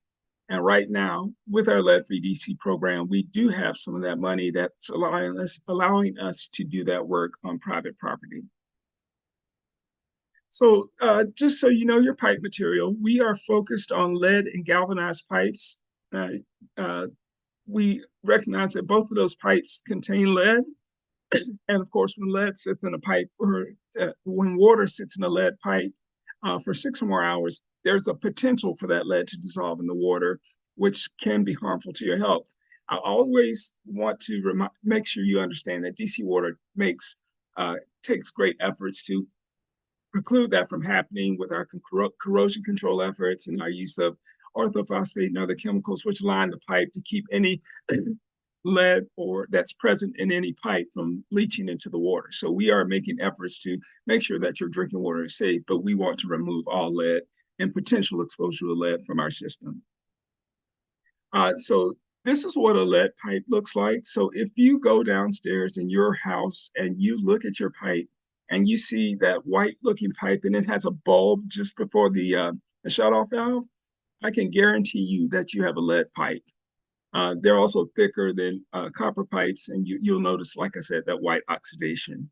We're also replacing the galvanized pipes, and you'll see the galvanized pipes can collect this gunk on the inside, which is actually called tuberculation, which can trap lead particles, but also it also reduces your water pressure into your house. So galvanized pipes are not good, and of course, that potential to accumulate lead increases the risk to you and to your family.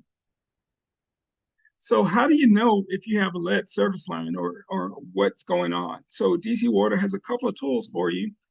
We have our inventory map, which you can find at dcwater.com/lead. And that map will show you what type of service line that we think you have on your property. We also have a construction dashboard where you can enter your address and figure out if we have any construction that's coming up in your neighborhood.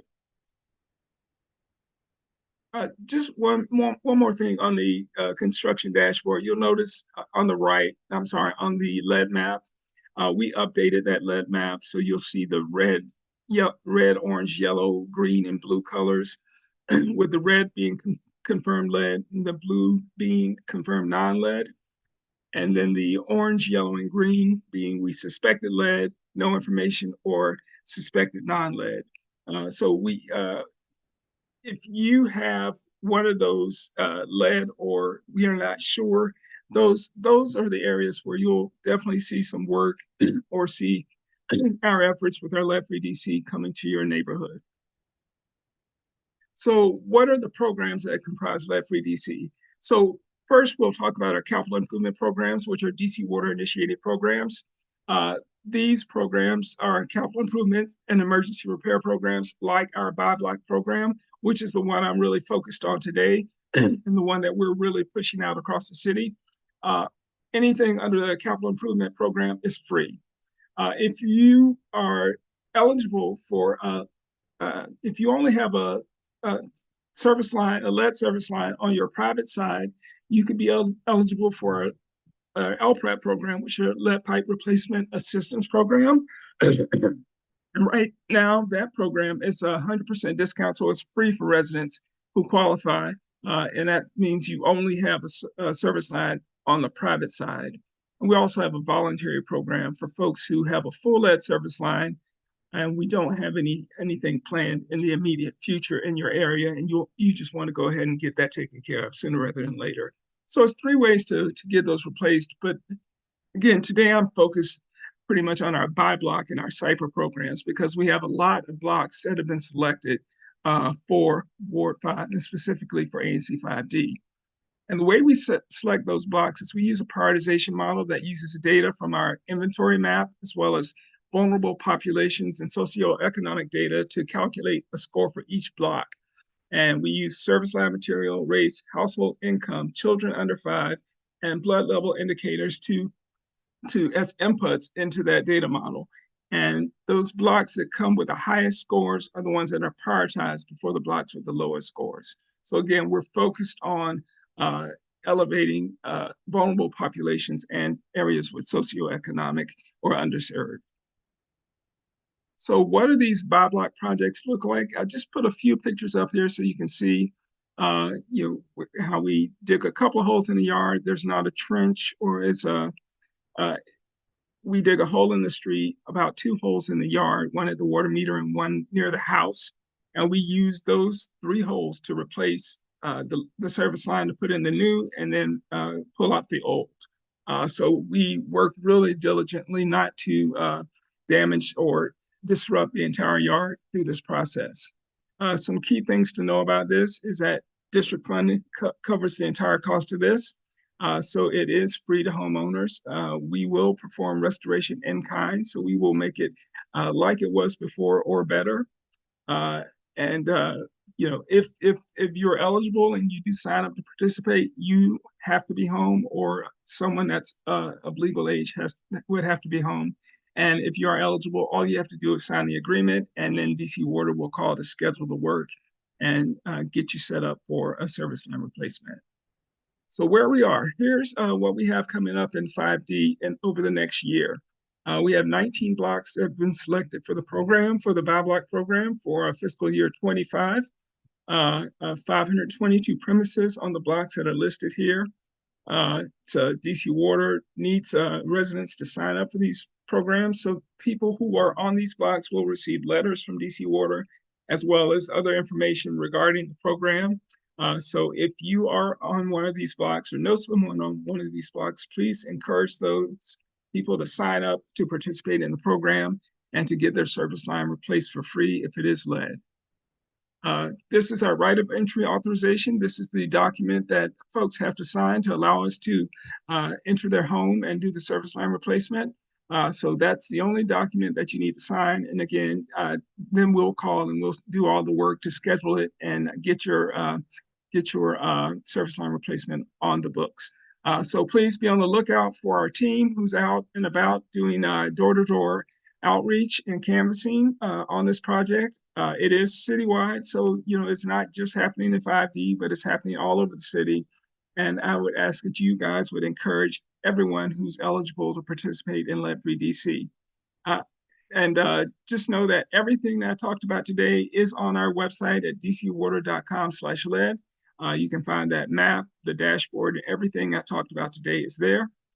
And I also, right quick, I do have a survey. I would ask that you all, if you can use your phone and grab our QR code right here and take the survey. It just really helps me to improve my presentation and helps us to make sure that the message that we're putting out is clear, concise, and that you understand exactly what Lead-Free DC is and what the opportunities are for you as residents here in the district. And that's all I have for you today. And I really appreciate your attention. I know, Commissioner Henderson, you have your hand up. And I saw you first. And if you want to go ahead with your question, I definitely. Yes, thank you more for your presentation. Excellent presentation, excellent initiative. I've taken advantage of what is offered by DC Water, and it's just a great benefit. So I noticed in the list that you provided that a number of my constituents reside on those addresses. Can you send me that list? And my email address is khenderson029@AOL. So I'm happy to get the word out. I'm happy to increase participation in this program. Keep up the great work. Now, there's some areas that DC Water needs to improve in, but this isn't one of them. This is an excellent initiative, and I'm really happy that you're here tonight to talk about it. And I'm going to do everything in my power to make sure that all of my constituents know about the opportunity. Thank you so much. I will make sure I send that over to your address, your email. Thank you so much. Commissioner Roblin, I think you were next. Thanks. Yeah, I echo what Commissioner Henderson said. This is wonderful. So happy, couldn't be happier about that you all are doing this. It's so important for everyone's health. I had a question about how rental buildings can take advantage of the situation. Do they also get financial support, or how is that done? So for rental buildings, and we do have some information for renters, the owner of the building is the one who has to sign up for the program right now, so to participate. So we're always looking for renters to help us to get the contact information for the landlord so that we can reach out to them to get them to sign up for the program. And we also ask for the renters to advocate on our behalf as well to make sure that we get folks, those landlords, to sign up. So I do have a brochure that's specifically for renters as to what they can do to help to help their landlord to help their landlord, sign up for the program so that they can get the service line replaced. But just like any homeowner, a renter can go on and put their address onto dcwater.com/lead and put their address into the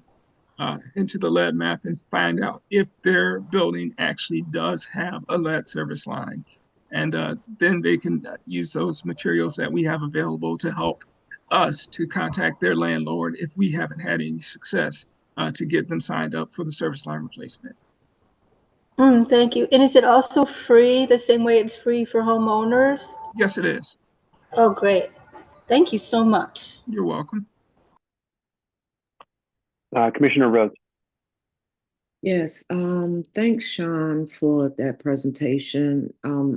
Again, like what my colleagues stated, I noticed that Ivy City is on that list with Kendall and Providence.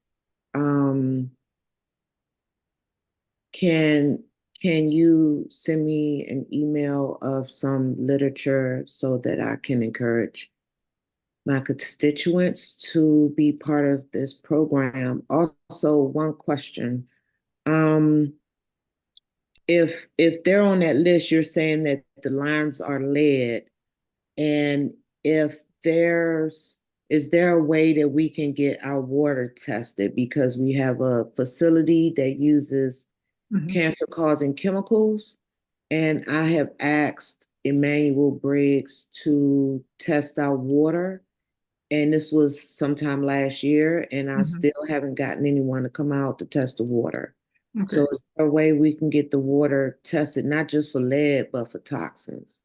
Well, I know we do have lead testing that you can have done for your water, and there's information on our website. But I can follow up with you on that separately, just to walk you through the process of how that's done. I also just wanted to note that everyone does not have lead service lines, but we sometimes we just don't know what the material is. So that's why we're looking to verify that material. And if it is lead or galvanized, then we're looking to replace it. But like I said, the majority of people don't have lead service lines, but a lot of times we just don't know. So we're trying to verify it. And if it is lead or galvanized, then we will replace it for free. I don't want everyone to think that everyone has lead, because that's not it. But we're just working to eliminate whatever lead that can be found.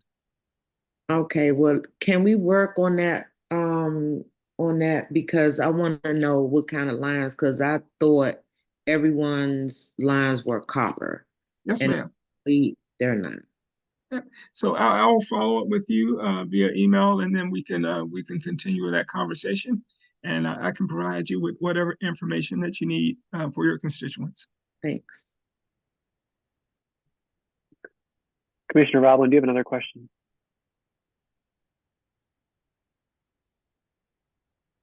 Oh, no, I'm sorry. I didn't realize my hand.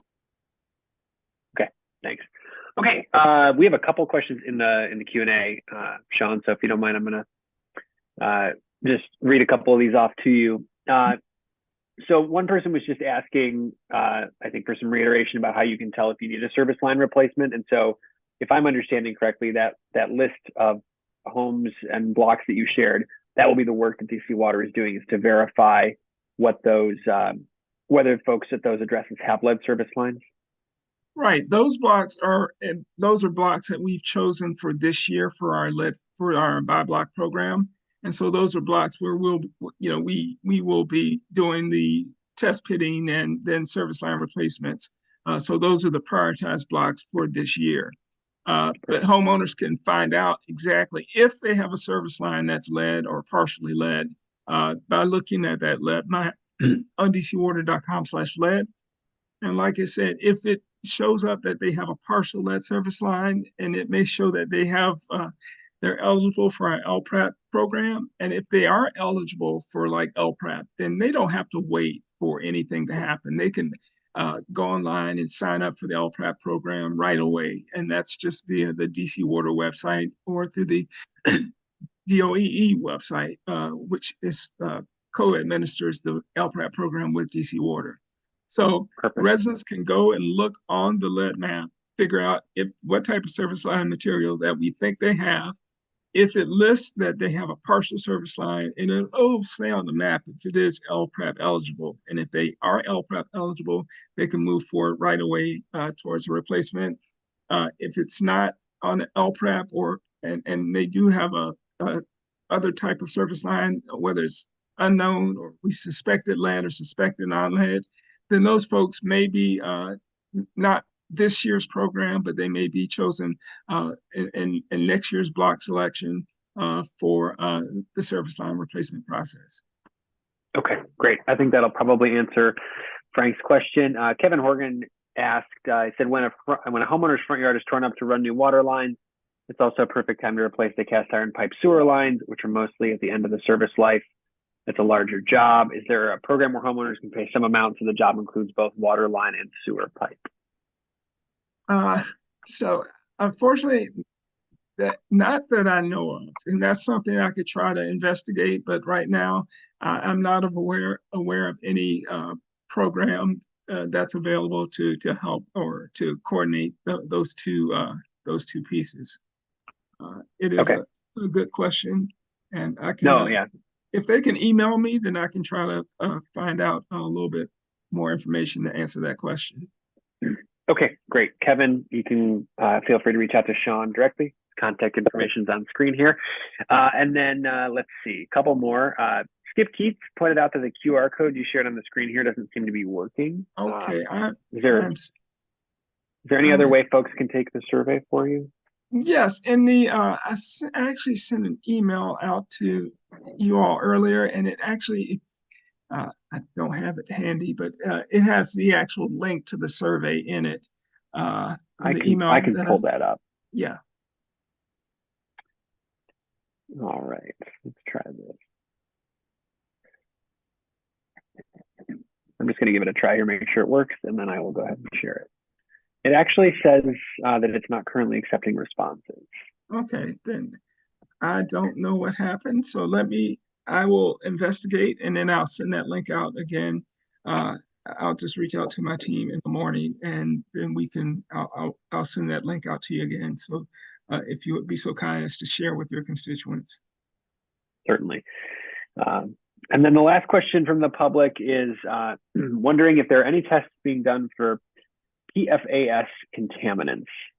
I'm not personally sure what that acronym stands for. Oh, PFAS, those forever chemicals that have been a major point of discussion as of late.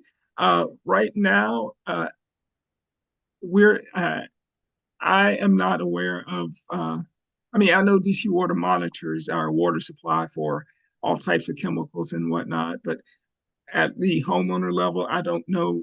We don't have any test or anything right now that's at the homeowner level for PFAS or other forever chemicals. I know that is something that DC Water is aware of, and they are monitoring our water supply for those chemicals. But in terms of a home test, I don't know any available home test for PFAS.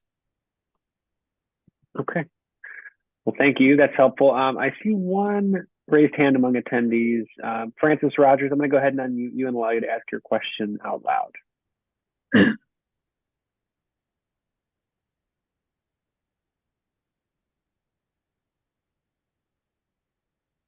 Francis, are you there?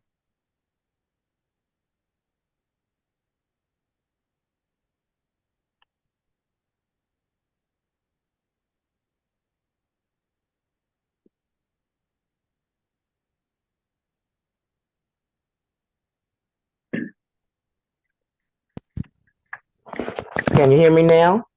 Yes, we can. Okay, sorry, I was muted on this side. The district changed the water pipes on my street several years ago, way prior to 2019. Mm-hmm. And at that time, they gave us the opportunity to bring copper pipes from their pipe into our house at a charge. Right. And I did that. So do I need to worry about my service line now? No, you don't. So if you previously had yours changed, then you don't have to worry about it. If you do look at the map and it does not reflect that information, if you do see that, then you can please send me an email, and then I can reach out to our team to make sure that it is updated. But the lead map should reflect that your pipes were changed, and it should have the date when they were changed. Thank you. You're welcome. Thank you, Francis. All right. Any other questions from the commission? Mr. Moore? Okay, Sean, thank you. Thank you so much for being with us tonight. We appreciated your presentation. It was very helpful. Thank you so much. I appreciate the opportunity, and everyone have a great evening. Okay, thank you.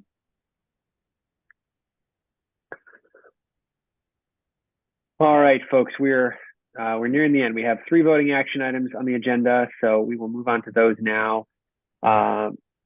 First up is our other BZA case. This is 1725 Montello Avenue. Let's see. Marty, I don't see Marty in the attendee list.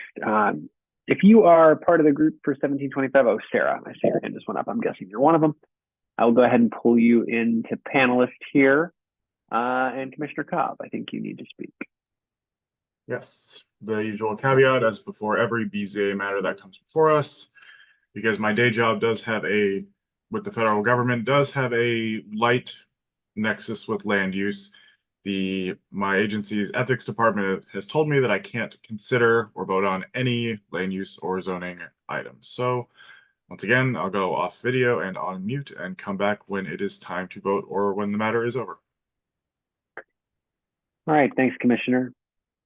Hi, Marty. Marty, I can't hear you. I don't know if you can hear us. I don't think you can.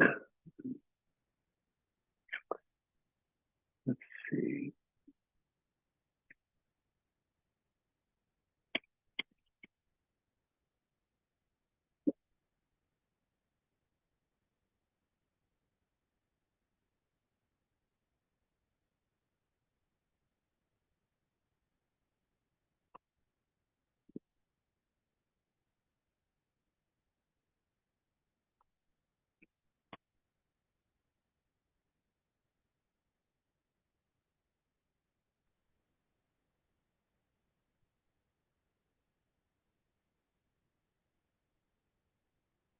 All right, we'll give Marty a second to work on his audio.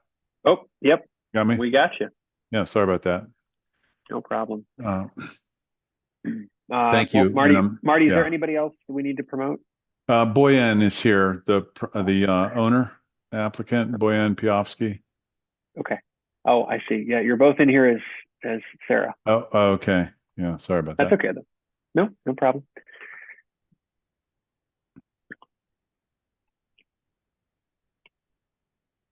All right, Boyan should be in here momentarily. Oh, there's three of us. Yes.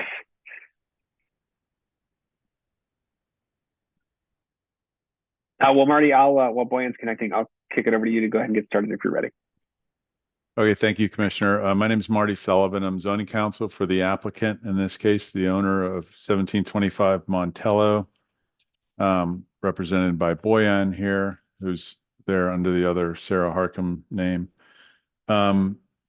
We have been to, I think this is our third full ANC meeting, when we've been to at least 2 committee meetings, and we had another meeting with Commissioner Arbuckle and Salcedo Guzman.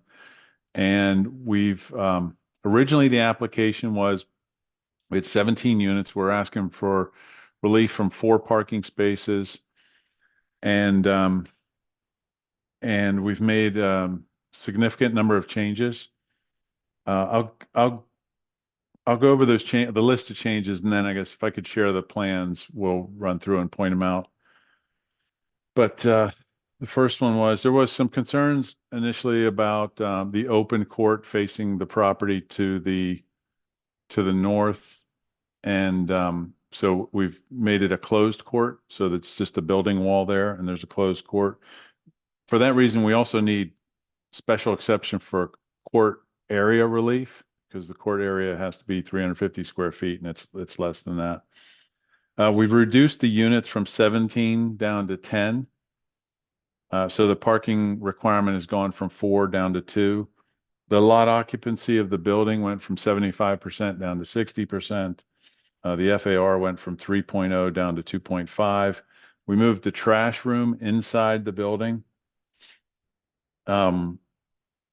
Based on some recent discussions, we put an entrance door to the front alcove. It was an alcove where you would go into it, and now there's a door there because there were some concerns about people maybe loitering in that space. Changed the front facade to mostly brick. It's two-toned, but it's principally a brick. We've added a patio in the back for recreation space for the residents. I've added balconies and added an access door to the closed court, so that area in there can be maintained. I think I got everything. Boyan, if you think of anything else, I'll go ahead and share the plans if I can. That would be great.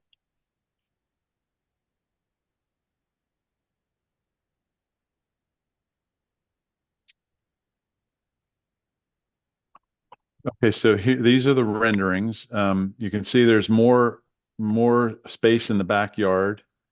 here because the lot occupancy's gone down by 15%.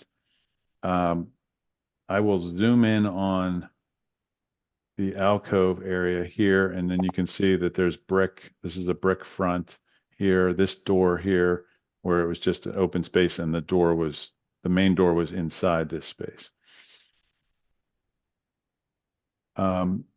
You see the closed court. It has walls now on all four sides, including to the north here, where this was open. This is now a closed court, and it brings some light into the windows there, and also solves for any problem of these windows or this opening at one day attaching to another wall if that space gets developed. Floor plans on this, these haven't changed since the last couple of times we've looked at them, other than there's the access door here to the courtyard on the first floor. And for the reduction of units as well. And here is the site plan here, showing there's a patio planned in the back. See the courtyard looking down at the building. And there's the roof plan there. And there's a section. And this is where the access door is here. So that's where we're at. We've worked pretty hard to, respond to all the concerns. The two special exceptions again are the court relief for this area here. And the test for that is just that it doesn't adversely affect the use of neighboring properties, which obviously a closed court doesn't, because it's surrounded by the property itself. And then the special exception for parking is because we do not have access to the rear of the property. This is a private property here to the back, and then there's no way to provide a curb cut or parking to get onto the property in the front as well. So that's it. So any questions for Boyan or myself? Marty, could you remind us the number of parking spots that would normally be required that you're asking for relief on? 2. 2, okay. And then the court, why do you still need sorry, this might be an ignorant question. Why do you still need a special exemption if the court is closed? Because and this was new relief. We didn't need relief when it was open, because for an open court, there's a requirement for court width, which we met. But for closed courts, there's 2 requirements. There's court width and court area. And the minimum court area is 350 square feet. I don't really understand the reason for it. I don't. So, and we don't have that because we are 14 by 15. So we're short of the 350. And so special exception relief is required for that. All right, that's helpful. Commissioner Arbuckle, I believe you had a chance to meet with the applicant, so I'm going to go ahead and recognize you first, then we'll get to Commissioner Roblin. Hello. So yeah, as the zoning committee chair, I and Kevin Horgan, we met with the developer multiple times. And so overall, I have been very pleased with how the developer really did make a lot of changes, fulfilling a lot of our requests. And so I talked to, we basically had a final meeting with Commissioner Sauceda Guzman and myself, along with the developer, where we discussed the project and came basically to a conclusion, with the closure of the entrance, because the entrance was open, closing that. And I talked to Commissioner Sauceda Guzman just now, and they said that they appreciate the updated plans. They hope that the entrance is secure, which it is, so I'm glad to see that. And they said that they're on board with the plans, and the only thing that they don't like is the 5-bedroom units at the top. And also the commissioner asked if we could bring up also JC Stevens, a local area resident, to voice her thoughts if she's interested. Great, thanks, Commissioner.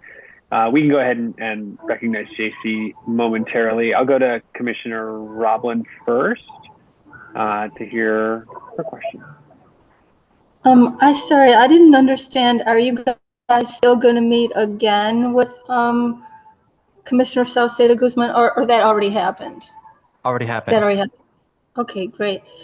So I just want to say that I believe this is the property that Commissioner McCollum said that has very troubled properties in his SMD. I think it was on 19th Street or 20th Street, but that there have basically been really bad problems, and he has basically said that the workmanship or the development or is basically irresponsible. So I mean, I'm keeping that in mind because I think that that's important. I don't think it's unimportant. Okay, thank you. Thanks, Commissioner. Commissioner Arbuckle, I see your hand's back up. Yeah, I just also the commissioner and I took that into account. But the BZA and ZC they don't like to consider the individual developer. They only like to think about the specific relief that is being asked. So that's what we decided to think about. Thanks. Right, thanks to you both. Commissioner Arbuckle, I sent a message to JC Stevens, but I have not received a reply yet. So while we wait on that, I'll just encourage members of the public to use the Q&A feature to share any other questions or feedback. I also want to ask Kevin, I don't know if you're still here, actually. It looks like maybe, no, Kevin, you are here. Kevin Horgan, if you have anything you want to share, since you were also in those conversations, we're happy to also recognize you. Commissioner Henderson, I do see that you have your hand up.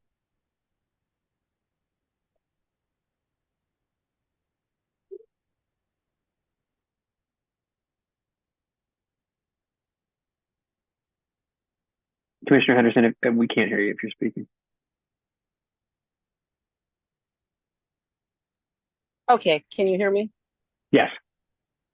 Okay, so I just wanted to say that the changes that Mr. Sullivan has presented seem to be compelling, and I think it's inflammatory to add any comments about other projects when there's nothing before us about those other projects. They're not relevant. There's just no documentation of any bad acts. So I'm not sure that that's relevant. I would ask that we stay focused on the project before us and the merit accordingly. So I'm inclined to support the project as is, but I would like a site visit to make sure that the relief requested it makes sense. I know I don't want to just defer to Mr. Sullivan because he's the project architect, but I think it would be appropriate for a site visit.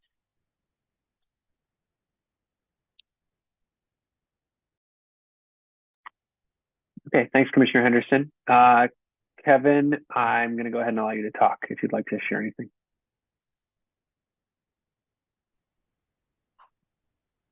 Hi, can you hear me? Yes.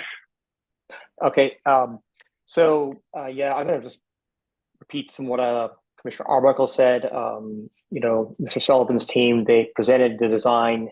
The current design as presented is very different from the original. I think in response to community feedback, they removed about, I think, 20 feet from the rear of the building to provide more space back there. Significantly improved just, I think, the layout of the units. And I think they were generally very responsive to design. The only relief they have asked is for the parking. It is just physically not possible. This is a closed lot. There is no alley access at the rear of this project. So there's literally no way that they could have included parking in this unit. And at the end of the day, that is the relief they're asking. They're building a lot of units, family size units, which is something that the ANC and the zoning committee is always asking for. To me, this seems like they've done all of the requests. You know, I think it's a shame, Commissioner Saucedo Guzman, you know, they have a family emergency this evening. So, but to me, that seems like everything we asked them to do, the applicant has made those improvements. That's really helpful, Kevin. Thank you. Marty, can you remind us when your BZA hearing is? May 22nd. It's next week. Next week. All right. Yep. Well, then I'm sure you're looking for a vote. Please. Do we have any other questions for Marty or Bojan? Bojan, I'm sorry, I think I'm saying that incorrectly. All right, Commissioner Arbuckle, are you inclined to make a motion on this matter? Yeah, and I guess before I say that, I'd say, yeah, I've been, as I said, I've been really impressed with the developer. They really did work well. They communicated and they met with us multiple times. So I will be voting in favor of this project. And so I hope that others, if they feel like it, would join me. And so I would move to support this project for the requested relief. I'll give you a second. Wait, did I? Oh, you gave me. Yeah, I was seconding your motion. Commissioner Henderson, I'm not sure if you're raising your hand anew. Yes, I am. To, I actually have a friendly amendment. I would like to ask the maker of the motion, would they accept a friendly amendment to support the project contingent upon a site visit, scheduling a site visit? I didn't get any feedback from Mr. Sullivan or Mr. Payofsky regarding that request. I have been to the site on my own. I'm talking about, for the commission. Now, if they schedule a site visit and no one shows up except myself, well, then, that's okay. But I think it's appropriate. Yeah, we can certainly do to have a visit. Sure, we can certainly do that. All right, then I'll accept that amendment. Thank you, Commissioner Arbuckle. All right, my second of the amended motion still stands. Any discussion before we go to a vote? And actually, Marty, would you mind ending the screen share for me? Thank you. All right, we have a motion on the floor to support this project contingent on a site visit to be scheduled. We'll probably need to get that done in short order so that we can get you all a letter before the hearing on May 22nd. So, Hector, well, assuming we pass the motion, Hector, could you work with them on this? Of course. Okay, great. Well, we'll take it to a vote. All in favor of the motion to support? Aye. Aye. Aye. Aye. Any opposed? Any abstention? I abstain. Sorry, was there more than one? I got Commissioner Roblin. Abstain. Oh, sorry, Cobb. Yes, I assumed Cobb, but thank you. Okay, the motion then is going to carry. Actually, sorry, Commissioner Blacknell, did you vote?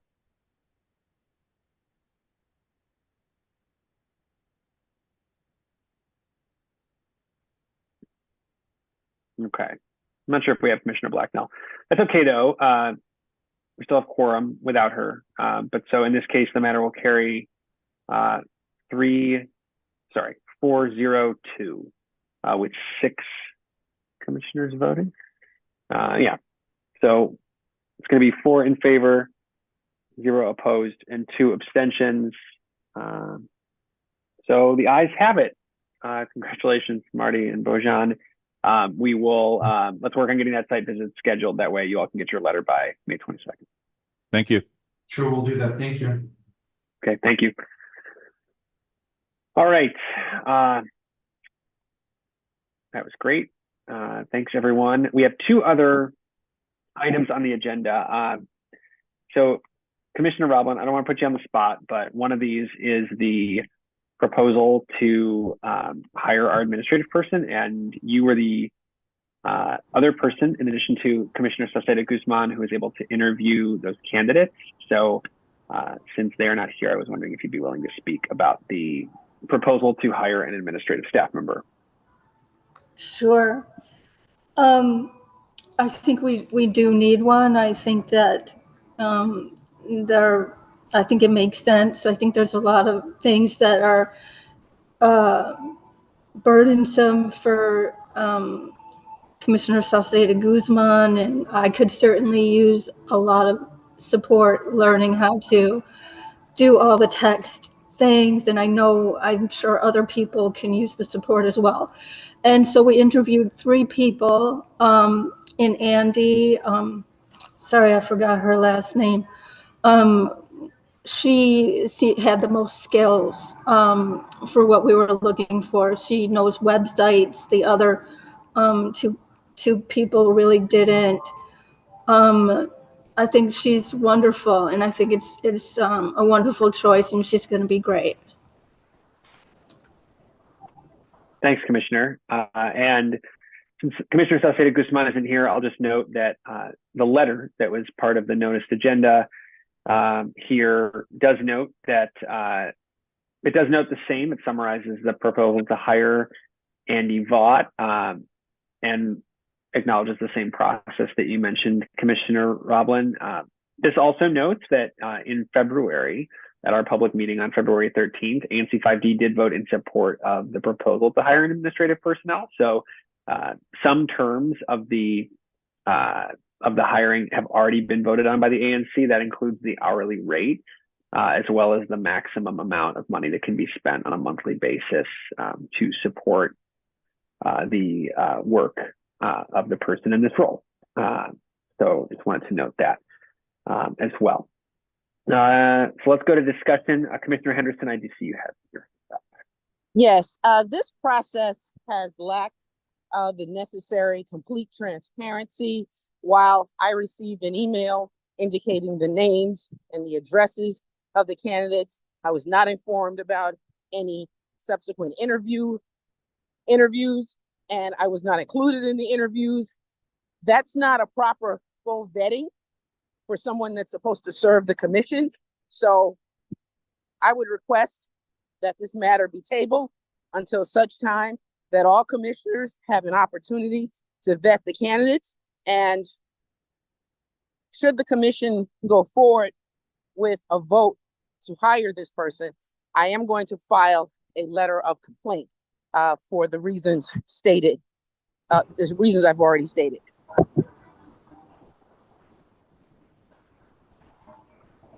Okay, thank you, Commissioner. Commissioner Roblin. Commissioner Henderson, I believe that I included you in the email that I sent out saying that we were going to do the interviews at the Cow and everyone was invited.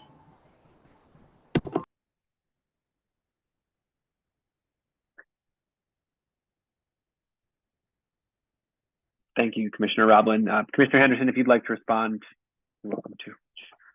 I don't recall seeing any such. I saw an email that just provided the names and the addresses. I didn't see any meeting notice or any date where it was indicated that the candidates would be interviewed. So that's a problem. I'll see if I can find it and resend it to you because I'm pretty sure, maybe I'm wrong, but I think I did. But if I can find it, I think I can find it. I'll resend it to you if I did it. If it is your intent to resend it, which I appreciate, then certainly it would be appropriate to table this this vote until our next meeting. The only point of order I'd raise there is that these interviews have already occurred. But I'll go to Commissioner Cobb, who also had a hand raised.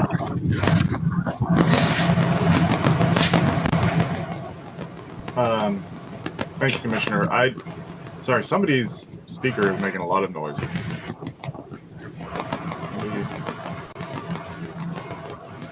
Does anyone else hear that? Yeah, I think that's Commissioner Blacknell. Commissioner Blacknell, I'm just going to mute you for a minute, then we'll unmute you so you can share.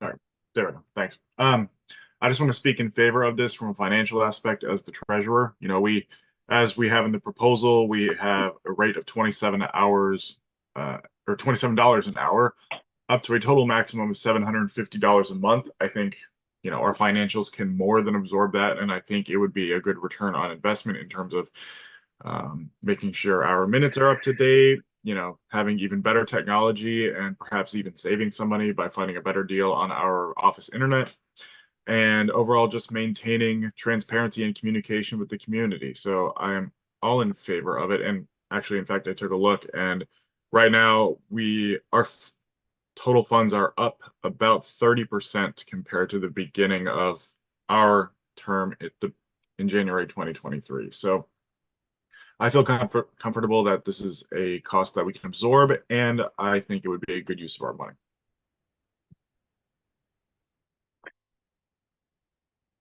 Thanks, Commissioner. Commissioner Blacknell, did you have something you wanted to add?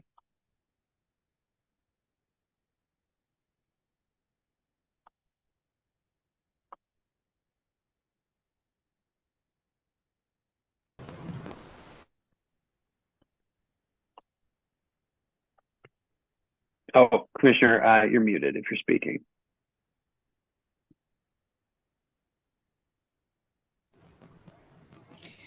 There were emails sent out in reference to the interviews. The interviews were done in the, at our ANC office. I received the email. I just couldn't attend. Well, good for you. I didn't receive one. Thank you, Commissioner Blacknell. Okay, any other discussion or questions? I will just stipulate that that in regard to the hiring of this person, the plan, the proposal that was originally presented is that they are available to all members, all commissioners for various support. So anyone on the commission can request support from the administrative person. So in that sense, this is really designed to be a support system for everyone who's a part of ANC 5D. Any other questions from the commission?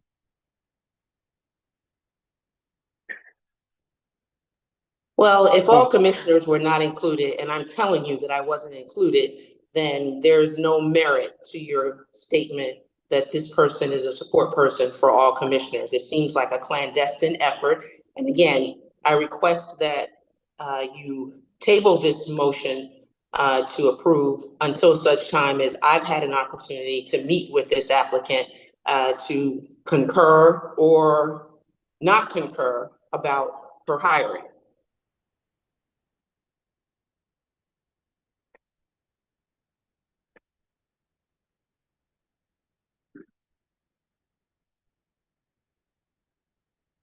Commissioner, if you'd like to make a motion to table, I think you're entitled to do that.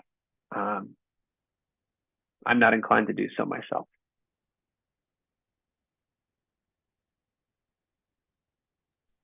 So moved. Would anyone like to second Commissioner Henderson's motion to table?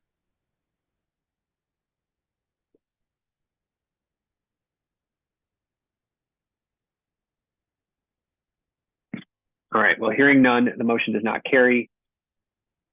I will move to support the hiring resolution as presented as part of the agenda that was noticed last week. A second. Second from Commissioner Roblin. All in favor of the motion to support the resolution or proposal? Aye. Aye. Aye. Opposed? Aye. And I will file a letter of complaint I'll file a letter of complaint. I've got Commissioner Henderson is opposed. Was there anyone else opposed? Any abstentions? Okay, motion carries. That the vote there is going to be 6-1 because we have 2 commissioners absent.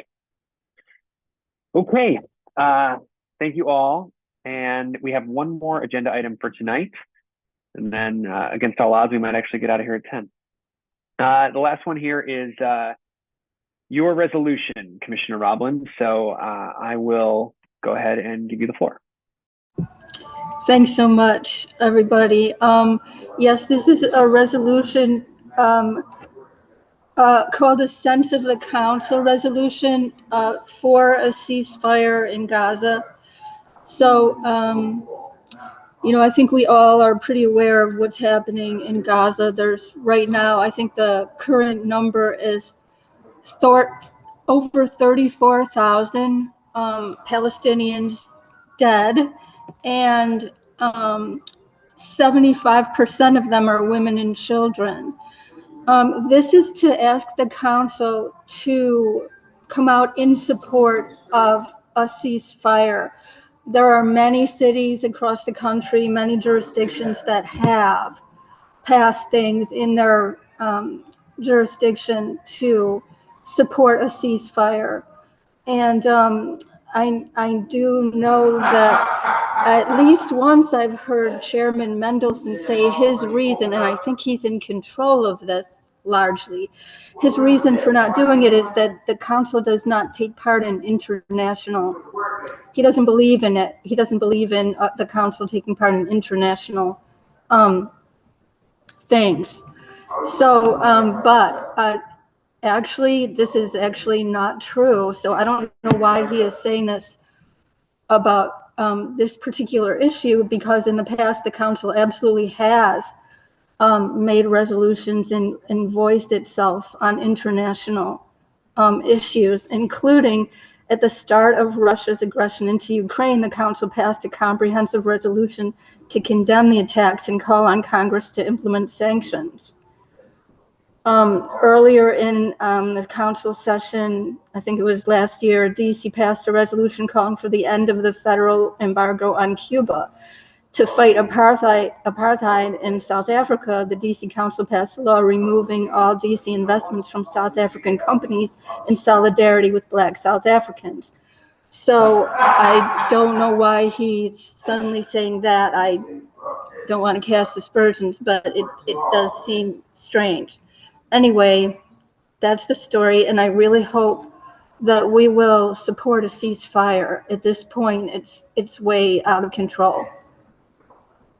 That's about all I have to say. Thank you. Thank you, Commissioner. I'm going to go ahead and encourage or invite members of the commission to ask questions. We already have one question in the Q&A from members of the public, so encourage other members of the public to also share if they'd like, and then we'll go ahead and we'll check in on those after commissioners respond. So Commissioner Black now.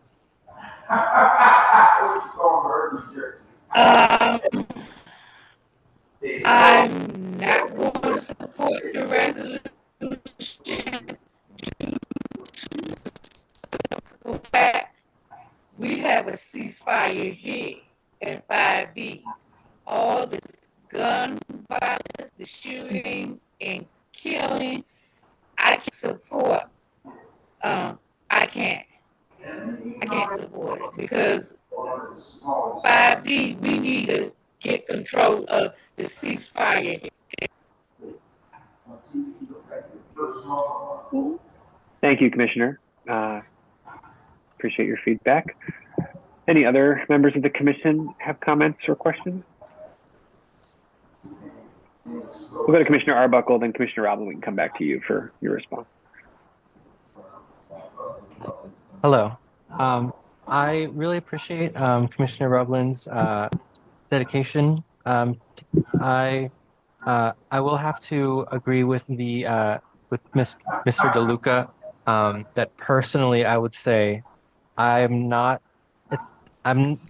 going to vote in favor of this, as I don't think it is relevant to 5D personally.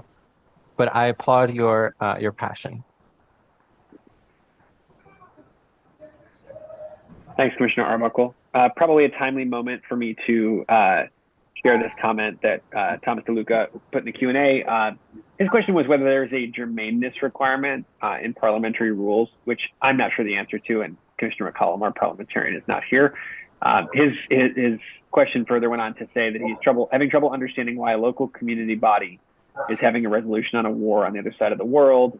He goes on to say, I saw a drive-by on Sunday as I exited church at 11th and K Northeast. Can we have a resolution on that instead of making political statements on U.S. foreign policy? So Commissioner Roblin, I'll kick it back to you. I think there are a number of things you may want to respond to.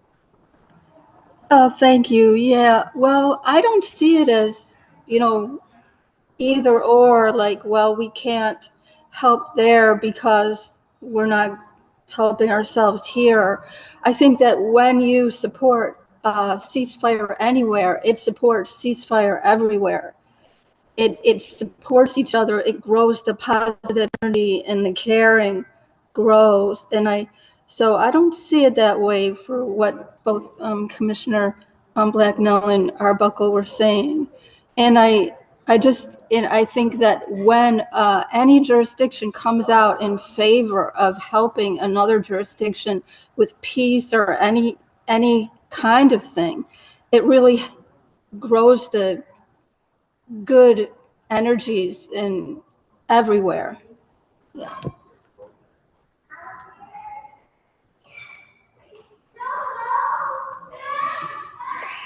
Well, Commissioner Blacknell, go back to you. Okay, Commissioner Robin, I get what you're saying. I understand you care about another country. Again, I cannot support it when we need this ceasefire here in 5D. And not only in 5D, in other areas. It hurted me to hear the news that this 3-year-old baby got shot and died in a car. We need to handle here. I understand your compassion for Gaza and everything. The ceasefire here. Man just lost his life last month. 6 o'clock in the afternoon, he's coming to go pick up his kids. They shot him in the head. My constituents' kids were out there, adults were out there. Now my constituents are scared to come outside. They don't want their kids to come outside. Again, I can't support it. We need to ceasefire here. Thank you, Commissioner Blacknell. Commissioner Rhodes, I see you've got your hand up. Yeah, I understand what you're doing, Commissioner Roblin, and I agree with you. I agree with everybody. I think it'd be better if all the commissioners were here and we discuss it.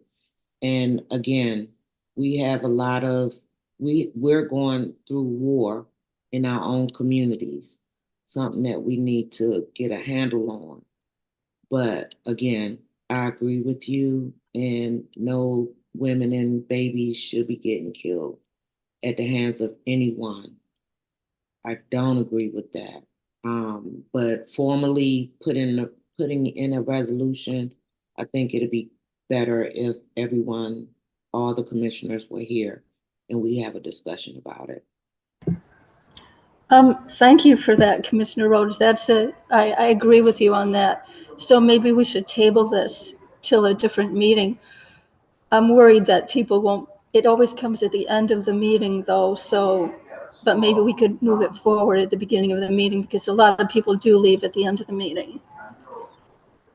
Well, it depends on the vote, but again, let's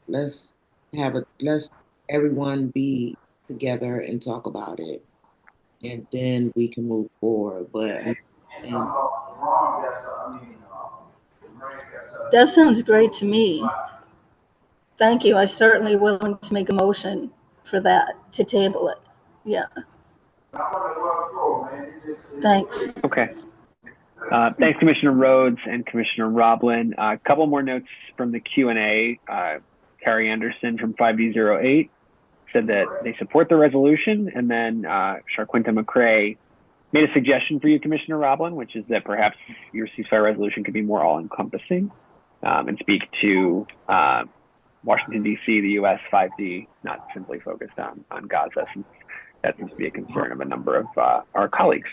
But it sounds like we are circling around a consensus to table the resolution. Do you want to go ahead and make a motion to that end, Commissioner Roblin?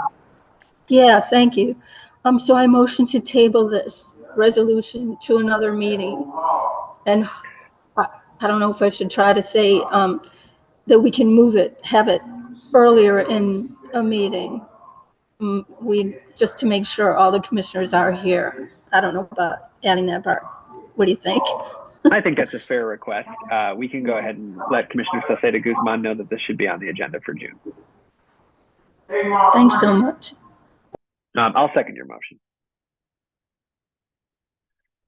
Can we get an all in favor?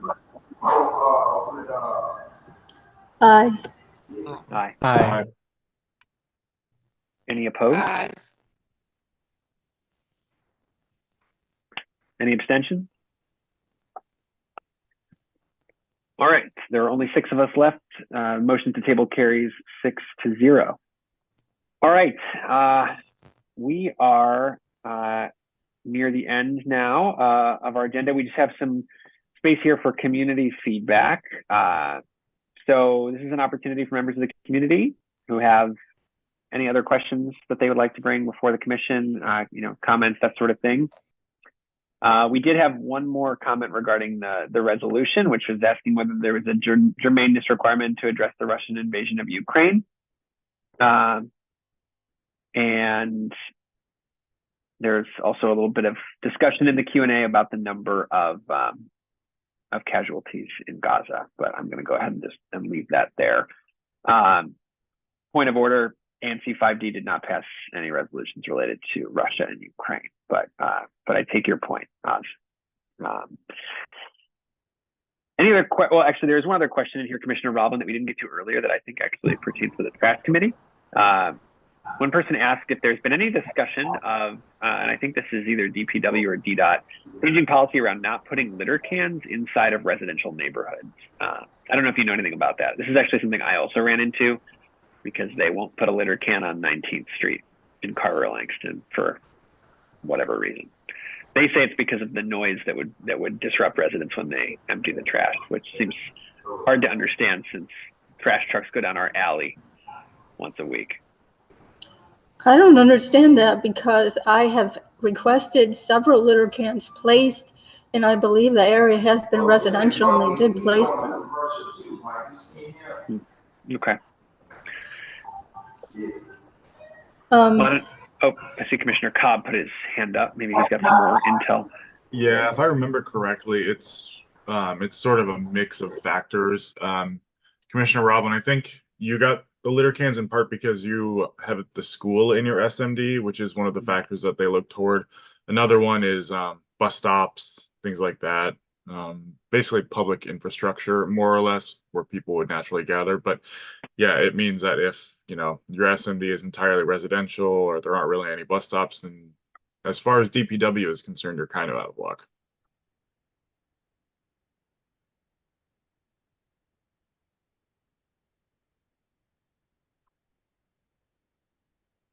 All right. Thank you both for that. Any other questions from members of the public before we adjourn tonight's meeting?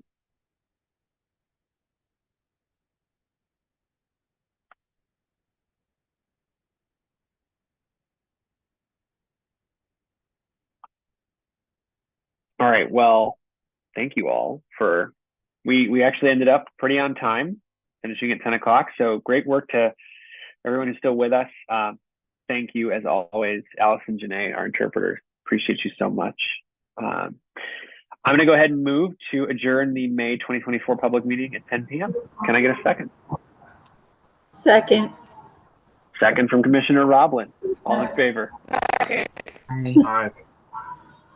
All right. The ayes have it. We're adjourned at 10 o'clock. 6-0 is the vote. Thank you all, everyone. Hopefully, Commissioner Salcedo Guzman is back next month, so you don't have to listen to me do this again. Thank you for everything, Commissioner May. It was really great. You're great. Okay. Well, thanks. All right, everybody. Take care, be safe, and we'll see you all. Oh, yes.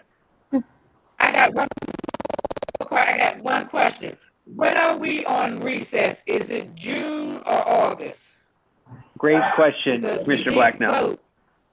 Yep. We did Great vote. question. We did vote. I don't know if it's, I think it's June. It's July, actually. I think it's next month. I'm not sure. It's July. Okay. I know it's close. Yep. Okay. Yep. So actually, yeah, it's a great question from Commissioner Blacknell. So we are recessed in July and then also in December later in the year. So we will meet in June. June 11th, our next public meeting. Then we'll be back in August after that. So. All right. See you all June 11th, if not before.